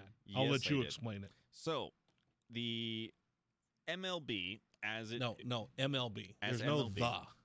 As Major League Baseball usually does, they try to institute some new things to change the game up a little bit. We go ahead and have the new runner on base rule in the extra innings and things like that. And now in the minor leagues, they're starting to institute what is known as now the pitch clock. Now, for those that don't know what the pitch clock is, you have, as a pitcher, 14 seconds to pitch the ball. To deliver the ball. When there's no runners on base.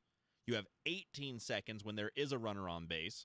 And so far, through 132 minor league games this season, they have concluded that the games are going about 20 minutes faster, and the scores are relatively the same as they have always been. So the likelihood is that Major League Baseball will look to institute this rule into next season in 2023. Why, dear God, do you want to mess with something so perfect? Why? You know, there's an old cliche, if it ain't broke, don't fix it. Why would you take something as special as Major League Baseball and its timelessness and the tradition of the game that's been built upon decades upon decades upon decades, and just decide to, I'm going to smush it all up and change it for the sake of changing it? Why, dear God, would you ever think about that? Hey, let's take the Mona Lisa, beautiful painting, classic painting, most famous painting in the world. Let's turn it into a meme. Go ahead. Why don't you have somebody just kind of just go in there and paint over the top of her head and the bottom and make it into a meme? Why don't we take the Eiffel Towers, one of the 7 wonders of the world? You know what? Let's put a disco ball on the top and have it spin, because that'll make it better. Oh, I got a better idea. Let's find the Grand Canyon and fill it full of plastic balls that will make it the world's biggest ball pit. Why? I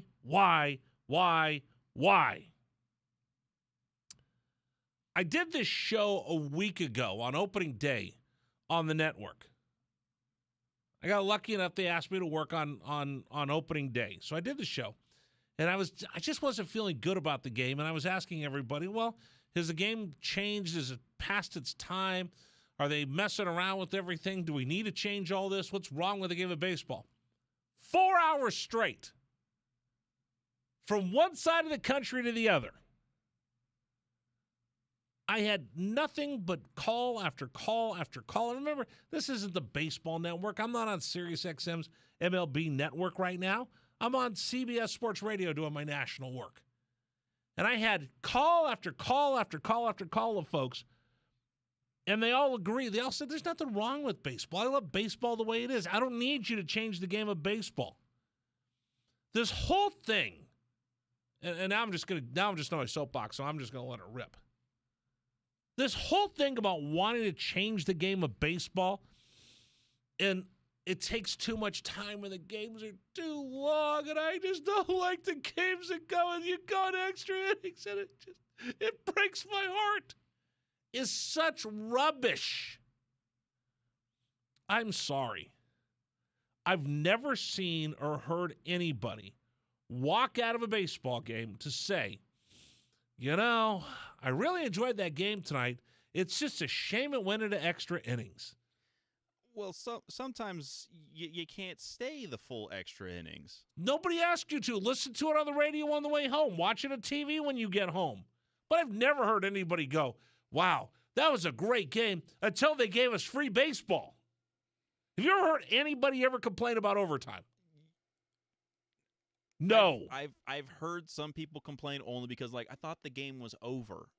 And, those are the people that are okay, then they're stupid. Yeah, those are the people coming for their first game ever. Then those people are stupid. So let's change the game for the stupid people in the world. Okay? Oh, what a great game. I got to see a baseball game and it went 9 innings. And then, darn it, those stupid players ruined it for me by tying it at the bottom of the ninth inning, and we had to have extra innings. It ruined my night. Sometimes for some people it does ruin their who? night. No, seriously, who? No modern baseball fan is going to say that. Nobody in America is going to say, "Wow, that game just they ruined that game for me by playing extra innings." Does anybody ever say in the NBA for an NBA game, "Oh, man, I went and watched that NBA game tonight. Man, I saw the Warriors and the Suns. What a great game. I watched DeAndre Ayton battle with Draymond Green. I saw the Splash Brothers and Poole lighting him up, and it was a fantastic game up until the end, and they went into overtime, and it just ruined the whole thing for me." And certainly no one's going to argue the game was ruined between Arizona and TCU when Ben Mathurin tied the game and went to overtime. I mean, no one's what a travesty. No one's going to say that, and I don't think anyone is saying that with this in that. No, but okay, first of all, the runner's at second, that's what they wanted to do. They wanted to put that runner in second because having extra innings is just bad. Nobody likes it. I mean, this whole thing, has anybody ever walked away from a game other than you? Because you're I'm a different breed. I'm a different kind of animal. Oh, you're something. Has anybody ever walked away from a game and said, boy, I really enjoyed that Cardinal game. It just took too long. I can't believe the game took too long. Has anybody ever walked away from a Major League Baseball game going, man, that game was great. Unfortunately, they went 2 hours and 14 minutes. Those last 14 minutes ruined it for me. Only the people that ditched work and were trying to make it back before the boss would know that they were there. There's not. Okay, listen, you know what? I know you're being cute. That's not real. That's not a real thing. No. That's not a real thing. There's only a couple times. The only times I've ever heard that. 2 sets of people. One of them get paid to be there, so they're pains in my butt. Okay? You know who complains about that? The stupid media. Well, that's also the stupid media are the ones who sit there and bellyache and complain and carp and whine about that. Oh, this game's going to extra innings. I'm going to miss my deadline. You know what? The game does not revolve around you, stupid. Okay? The other part of it revolves around the time. So if the paper doesn't way back when, you had one deadline. If you couldn't get it in, you were in trouble. We got the internet now. You don't need to worry about that. True. You've got multiple stories you file, and I'm not sure the last time I picked up a newspaper. I read it online.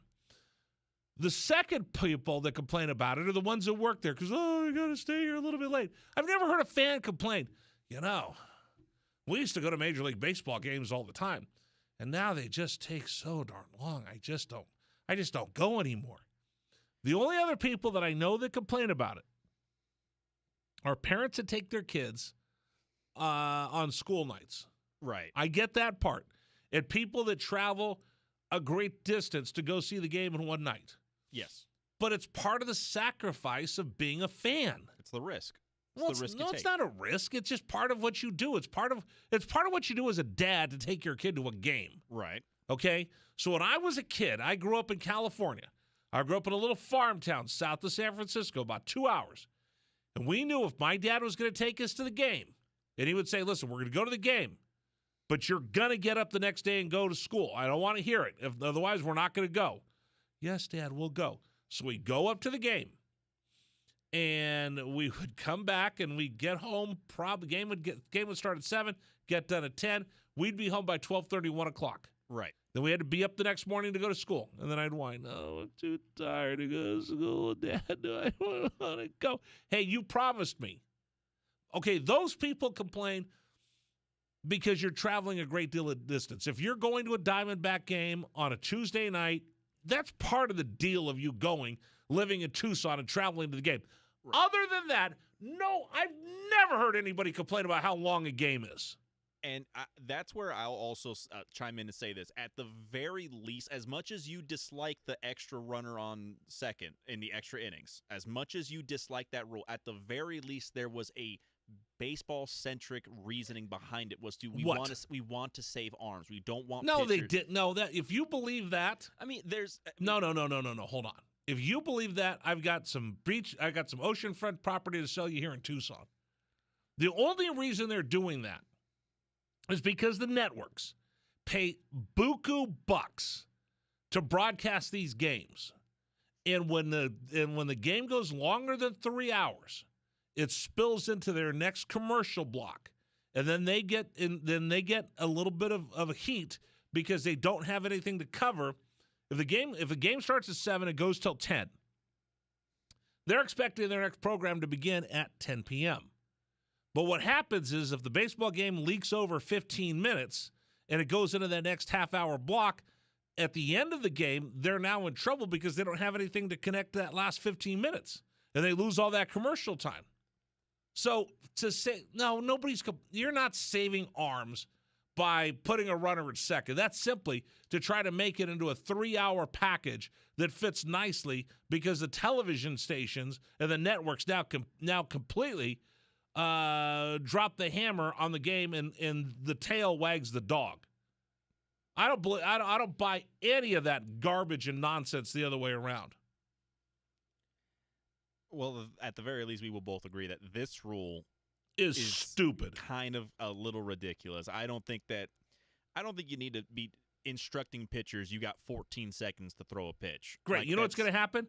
Until somebody gets lit up because they got rushed, and then that owner is going to cry and complain. When it starts having a competitive disadvantage for them, that's when they'll take it back. I'm also going to be interested to see how base runners utilize this count, because if you can count to 18 in your head and know that he's got to throw the ball one way or the other, then you can go ahead and you can take off at about 17 and know that either he makes the dedication or he throws to the plate one way or the other. There you go.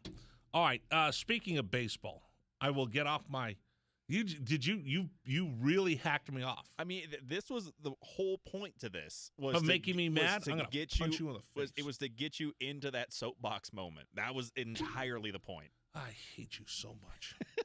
No, I'm not allowed to hate people today. I got my Theragun right here, so I'm not going to be grouchy at people. Here, all right. There you go. I feel better now. All this tension's leaving my shoulders. You can get it at PGA Tour Superstore, by the way. Yeah, you can.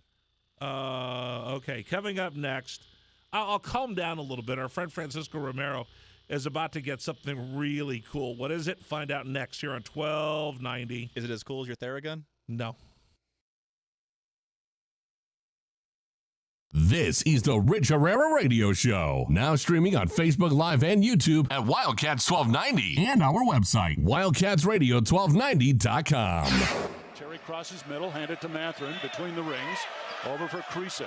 Checked by Campbell. High screen from Coloco. Creasa around it, drives right. Throw it for Coloco, who slams it down for two. Lamb set. And the pitch to Susak, driven out towards right field. That is going to get down for a base hit and go all the way to the wall. Casagrande headed for third. They're going to wave him around. He's coming home, and the Wildcats have tied it up.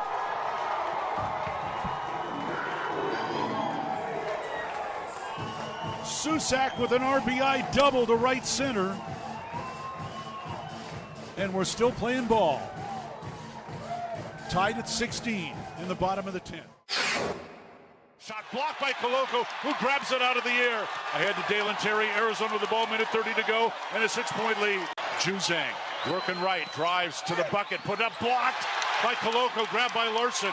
Arizona ball, 38 seconds left. For Bernard, goes right, blocked by Ballo, grabbed by Matherin. Arizona ball, 22 seconds left. Campbell down for the Bruins, throw it out to Riley. He'll shoot the three, blocked again by Coloco.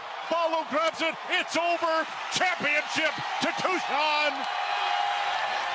Hey, sports fans, it's Rich Herrera. Thank you so much for tuning into our stream.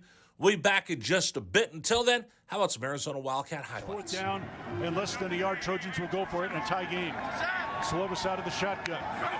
Step to his left. Step the handoff. Into the backfield and drop. No gain. Loss on the play. Cats take over. That's a huge play by Arizona. Explosive play in the backfield that time. Shot blocked by Coloco, who grabs it out of the air. Ahead to Dalen Terry. Arizona with the ball, minute 30 to go, and a 6-point lead. Juzang working right, drives to the bucket, put up, blocked by Coloco, grabbed by Larson. Arizona ball, 38 seconds left.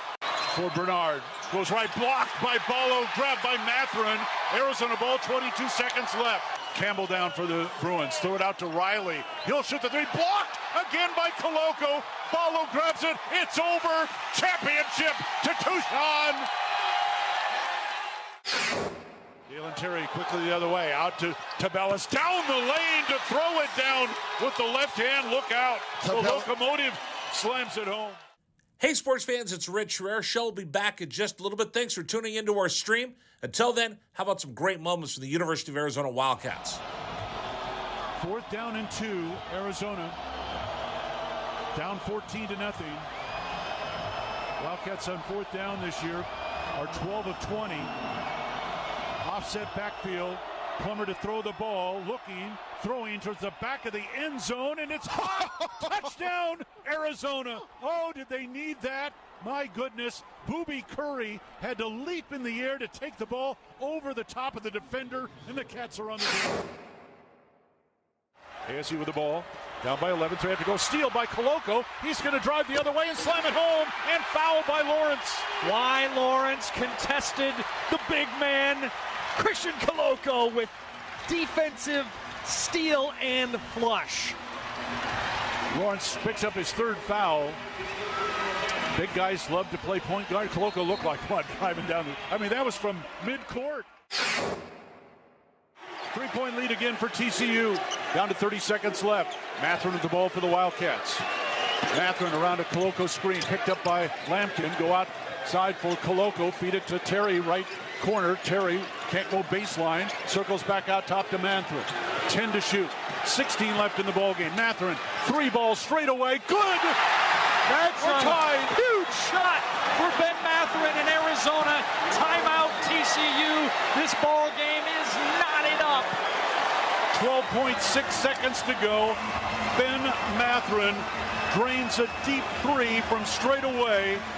He's got 24 points, and we're all even. Hey, sports fans, this is Rich Herrera. Thanks so much for tuning into our stream. Back in just a bit. Until then, how about some highlights from the University of Arizona? McLeod's going to line up under center. Wiley, the running back. Receiver either side. 2 tight ends. Oregon, 5-man front. They shift. Play fake, rolling right. McLeod looking to throw. Going deep. Down, trying to find Berrios. Makes the catch inside the 25-yard line. Still loose inside the 15. First down, Arizona. What a play by McLeod. He was smacked, but he had the presence of mind.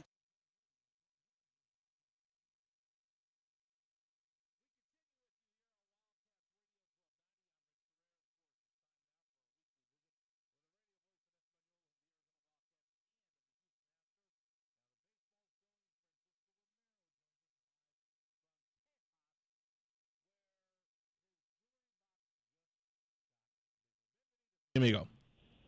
How are you, Rich? Everything good? Yeah, no, not really. I'm a little jealous. Jealous. But hey, I saw those ratings. Your program your time slot's doing great. Well, because I got you carrying me. You got the strongest back around. No, I'm excited for you. I'm a little jealous, but I'm very excited for you. You're getting how many rings do you have now? This is my 3rd ring that I will.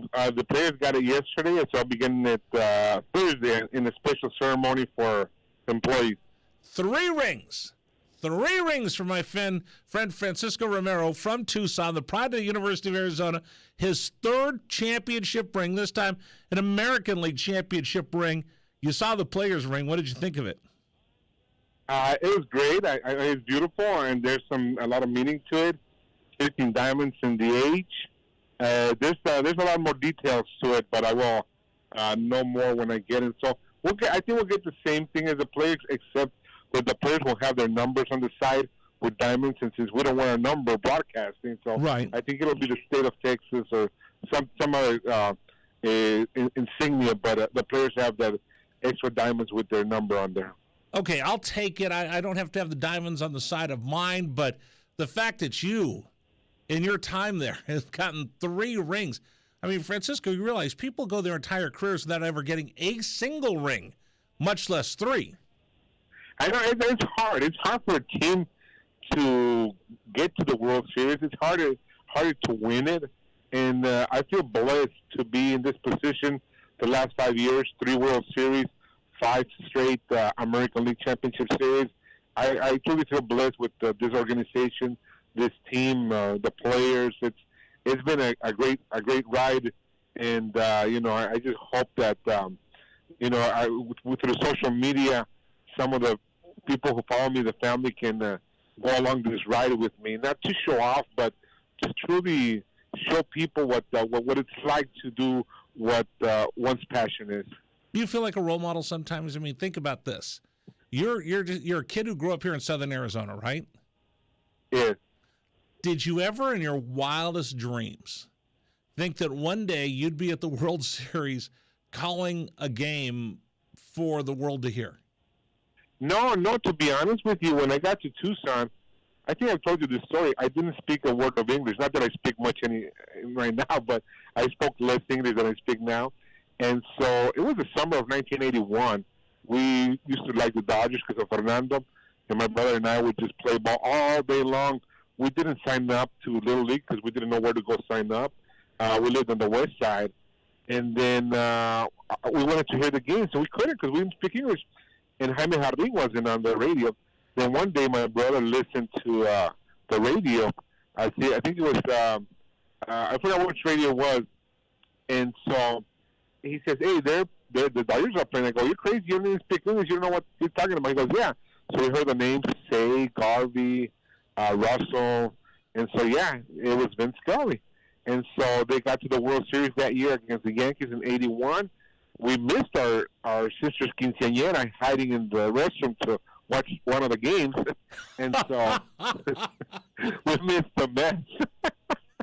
And so, and then so I always thought, hey, one day maybe before I die, I get to touch a grass of a baseball stadium. That was one of my goals, that before I died, I would go and touch the green grass of a stadium, and I get to do it every single day during the season. So, growing up in the South Side, not knowing the language, loving the game, not being able to sign up for a Little League because I didn't know where to go sign up. When I got to high school, I was like, no, those guys are too good for me to play, so I just wanted to play high school and didn't, because I should have, would have, but I didn't. And to make it to the big leagues and be at a 3 World Series, that's really something. It's been a great ride. And along the way in Tucson, people have helped me throughout the whole journey. Talking about Dan Ekstrom, Raul Rihava, Mike Fader, all those people who along the way helped me achieve where I am right now. So you really are the American dream. Local kid makes good, right?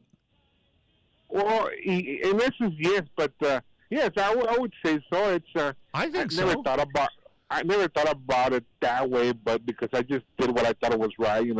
Go to school, get good grades, work hard, and look at something that you like and work with it, and so I just went along and started doing what I liked. At one point in time, I worked for the county because my degree is in political science, so I work with elected officials and in environmental quality.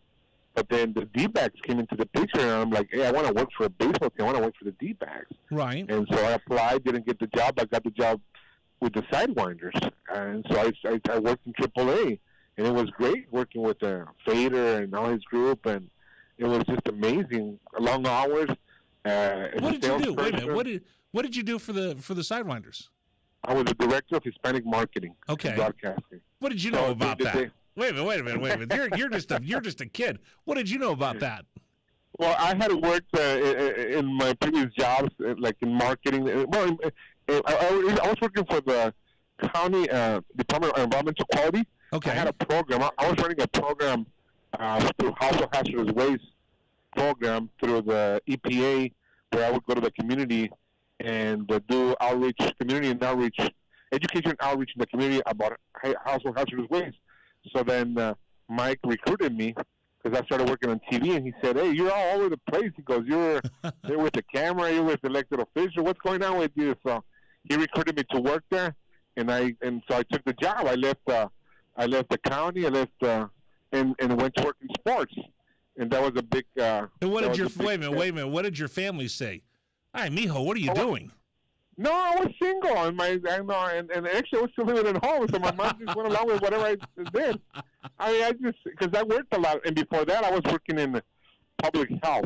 Okay. And doing public health, substance abuse prevention, and border health, and we would take ambulances to Mexico, and we'd. But before that, I wrote a paper through a fellowship at the U of A on environmental racism. So that's what got me the job with border health and in the county, actually, because I was very involved in environmental health. Okay. That was my previous life. So how did you make the jump into the booth then? With the Sidewinders, when Mike recruited me, I said I want to broadcast the games because I had already started working part-time at Telemundo doing sports segments twice a week. Yeah, but you had never called baseball before. And he's just going, put him in there. I had never called a game before. No, never. Wow. And so Mike said, yeah, you go ahead. You'll be the radio voice. And so, because I was already on TV, part-time. Right. I was making $10 an hour. I would work 4 hours a week on TV. I was $40 a week. And you were living large. Yeah, I thought I was a big star. And then? So that's how I started. And then the following year, the Diamondbacks didn't sign one of the TV guys, and so they didn't hire me. They hired somebody else, but he didn't have his visa yet, Oscar Soria, and they said, okay, can you fill in until he gets his visa? And so I filled in for half the season. And things like this don't happen. Nobody goes from I'm working for the county and a couple years later you're calling big league baseball. Yeah, that's what happened to me. And the county was a good job. The county, I loved that job. So you get to the Diamondbacks. I get to the Diamondbacks, and then I called a few games. I called about 15 games that season, and then Oscar came in. I went to production. Hey, I was directing the games on the truck. I'd never done that in my life. See, folks, never directed. This just tells you, if anybody ever asks you to do something, just do it, whether you've ever done it or not. And just it step was up live, and do it, man. right? It was live, and I didn't know how I did it, but I did it. And then the following year, they hired me as the full, to direct the games again, so it was like about 25-30. And then... and I think that's when I probably met you, right? Yeah, you probably remember me there, yeah, when we were doing some U of A stuff. Yeah. With Mooney, Sean Mooney. Yeah, that's when I met you. Like the first time I was working here in Tucson. First time somebody asked me, "Hey, would you like to be an NFL sideline reporter? Have you ever been a sideline reporter before?" Oh yeah. Okay, great. They didn't ask me where, and I didn't tell them I was a sideline reporter. Might have been working with David Kelly. I was a sideline reporter who did 1 or 2 high school football games because somebody else got sick. I'd never done anything above high school, but they go, "Hey, we know Herrera. Hey, do you want to go do the Colts game this week in Indianapolis? You could be the sideline reporter." I go, "Great, I'll be there." They send me a plane ticket. I fly out. They go, "When have you done this before?" I said, "Well, I did it like 10 years ago for a high school football game." And they're like, "Oh, my God, Herrera, just stand down there and don't mess anything up." That's exactly what I did with directing the games as a TV director, as a director for the games, and I just went and did it. But yeah, that's when we met each other. And then in 2003, Brett Dolan asked, said, "Hey, the Brewers are looking for a broadcaster." So I applied and got it. About 25 games. I would fly to Milwaukee twice a month. And then in 2003, you came up with an email. You said, "Hey, Francisco, the Twins are looking for somebody to do a few games." That's when you sent me the email, and I called, and I got hired for that one too. And in 2005, the Cincinnati Reds came calling, so I did some games for the Reds. So how crazy is that? Because I would do that shuttle. You fly to this big NFL city, and then you fly home. How weird is that when you go, you're going to these big ballparks. You're going to Minnesota. You're going to Milwaukee. You're calling games with the Yankees. You're calling games with the Dodgers, playing the Brewers. You're at these big games, and then you fly home to Tucson. Like, did that really just happen? Was I just there calling this huge game, and now I'm home again? Hey, I'll tell you a story. One of the first games that I did with the D-backs, and I did a Diamondbacks game, and and they did a story on me about against the Dodgers and how you listen to Vin Scully. So I did the game, and then I came back home to the Sidewinders the following day, and I'm there. It was my duty to take water to the umpires. So I was taking water to the umpires at a AAA game, and somebody yelled at me, "Hey, you big leaguer, why are you giving water to the umpires?" But that was my job, too. So, yeah, it happens that way. Did you ever get a chance to tell Vin that you learned English by listening to him? Yes, I did. Actually, that day, that night, my broadcast partner called him. He said, "Hey, Vin, will you come sit with us?" So we had dinner for about a good 12 minutes, 15 minutes at the most. I told him, and Corky Simpson wrote a story on it. Wow. Because Corky was sitting next to us. He was listening. Corky was listening to Vin and I have a small chat. And so he did, and he just sent me a happy birthday message last year. That's pretty cool. Who did? Vin Scully. Oh, wait a minute. You're hanging out with the likes of me and Vin Scully's wishing you happy birthday? That's pretty cool. But it's pretty cool to hang out with you. I'm no Vin Scully. I told everybody yesterday, first time I did the Giants postgame show, he was in the booth next to me, remember at Old Candlestick Park? And I made eye contact with them, and then when it couldn't get anything out of us. So I'm sitting next to Vince Scully. That's pretty cool, yeah. Wow. And then check this out. I met Vince Scully in '99 when I did my first big league game, and in 2004, I think the Dodgers went to Milwaukee, and I happened to be broadcasting the game. So I knocked on his door, and I said, "Mr. Scully, I don't want to bother you." He goes, "I just want to say hi." He goes, "Francisco, come in." He goes, "Wow, he didn't remember my name." Wow. After only talking to him for about 15 minutes at the most, 4 years before. Two true gentlemen, Vin Scully and my friend, mi amigo, Francisco Romero. Congratulations on getting your ring, buddy. Oh, thank you. So I'll send you pictures. Yes. Thursday we're going to have a ceremony. I know it's not the World Series, it's the American League Championship ring, but we're very proud of that too. And so we'll have a ceremony here in the stadium for the employees, and they'll have video of us getting it on the big screen. It'll be pretty cool, pretty neat. If you see James Click, not our Jim Click, but James Click, will you tell him I said hello? I will. I told him in November. Uh-huh. I saw him, I think, 2 days ago. But I did tell him. He's just laughing. And he said, yeah, tell Rich hello. But I'll tell him again. I'll see him tomorrow. Tell the Herrera guy to stay away. That's what he's going to say. Hey, Francisco, I know you got to get going. Thanks a lot. I'll talk to you soon. Hey, well, thank you so much. And I'll talk to you later. Thank you. We'll continue. It's Wildcats Radio 1290.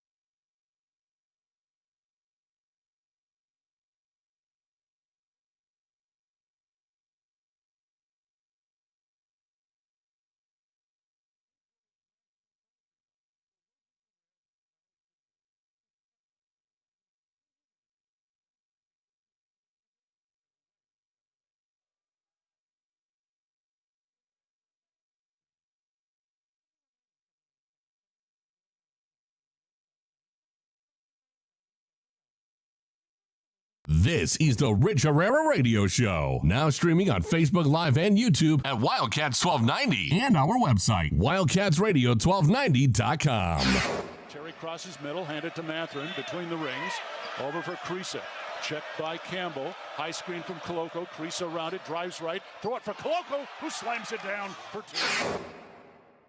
Lamb set. And the pitch to Susak, driven out towards right field. That is going to get down for a base hit and go all the way to the wall. Casagrande headed for third. They're going to wave him around. He's coming home, and the Wildcats have tied it up.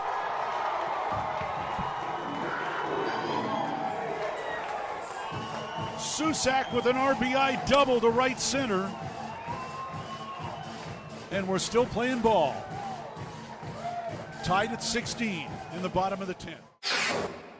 Shot blocked by Koloko, who grabs it out of the air. Ahead to Dalen Terry, Arizona with the ball, minute 30 to go, and a 6-point lead. Juzang working right, drives to the bucket, put up, blocked by Koloko, grabbed by Larson. Arizona ball, 38 seconds left. For Bernard, goes right, blocked by Ballo, grabbed by Matherin. Arizona ball, 22 seconds left. Campbell down for the Bruins, throw it out to Riley. He'll shoot the three, blocked again by Koloko. Ballo grabs it, it's over. Championship to Tucson. Hey, sports fans, it's Rich Herrera. Thank you so much for tuning into our stream. We'll be back in just a bit. Until then, how about some Arizona Wildcat highlights? Fourth down, and less than a yard. Trojans will go for it in a tie game. Slovis out of the shotgun. Step to his left. Step the handoff into the backfield and drop. No gain, loss on the play. Cats take over. That's a huge play by Arizona. Explosive play in the backfield that time. Shot blocked by Koloko, who grabs it out of the air. Ahead to Dalen Terry, Arizona with the ball, minute 30 to go, and a 6-point lead. Juzang working right, drives to the bucket, put up, blocked by Koloko, grabbed by Larson. Arizona ball, 38 seconds left. For Bernard, goes right, blocked by Ballo, grabbed by Matherin. Arizona ball, 22 seconds left. Campbell down for the Bruins, throw it out to Riley. He'll shoot the three, blocked again by Koloko. Ballo grabs it, it's over. Championship to Tucson. Dalen Terry quickly the other way, out to Tabellas, down the lane to throw it down with the left hand. Look out. The locomotive slams it home. Hey, sports fans, it's Rich Herrera. Show will be back in just a little bit. Thanks for tuning into our stream. Until then, how about some great moments from the University of Arizona Wildcats? Fourth down and 2, Arizona. Down 14-0. Wildcats on fourth down this year are 12 of 20. Offset backfield. Plummer to throw the ball, looking, throwing towards the back of the end zone, and it's caught. Touchdown, Arizona. Oh, did they need that? My goodness. Booby Curry had to leap in the air to take the ball over the top of the defender, and the Cats are on the board. ASU with the ball, down by 11, so they have to go. Steal by Koloko. He's going to drive the other way and slam it home, and foul by Lawrence. Why Lawrence contested the big man, Christian Koloko, with defensive steal and flush. Lawrence picks up his third foul.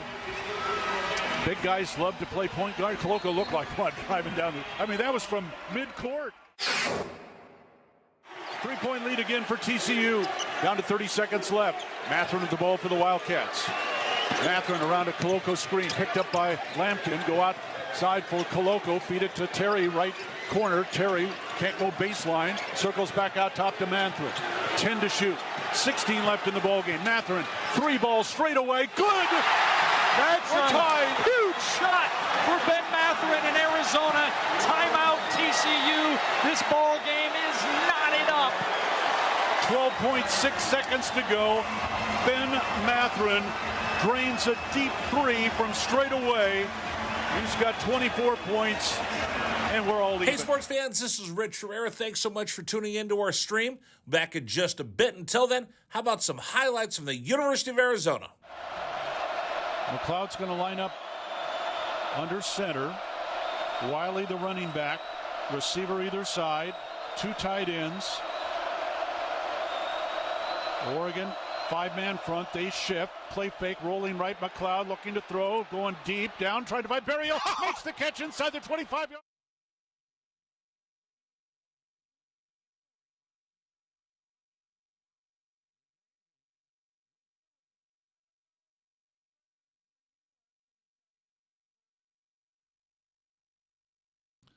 All right, sports fans, time for the big story of the day. What's been going on since you have been at work? What's the big story of the day, Dragon Ball? Well, our big story of the day is we still don't have word on what Dalen Terry will be doing in regards to his draft status. So I have a feeling he's coming back. I would think that he would likely be on the way back more than his stock has an opportunity to rise. Yes. By coming back. That's one of the big stories of the day. Other big story of the day. The Arizona Wildcats picked up a new recruit today. A Eurocat from Serbia. Philip? Go ahead. Oh, you have the Serbian national anthem? Yes. Whoa, that's big right there. We have the Serbian national anthem playing for the newest Wildcat, Filip Borovikinen. I hope we're pronouncing that right, but anyway, Filip Borovikinen, welcome to Tucson, my friend. Welcome to Tucson. The commitment from the 6'8" wing who can shoot. Tucson.com, they have some video of him shooting. He'll be the next recruit on, I think it was Instagram or Twitter, one of the two.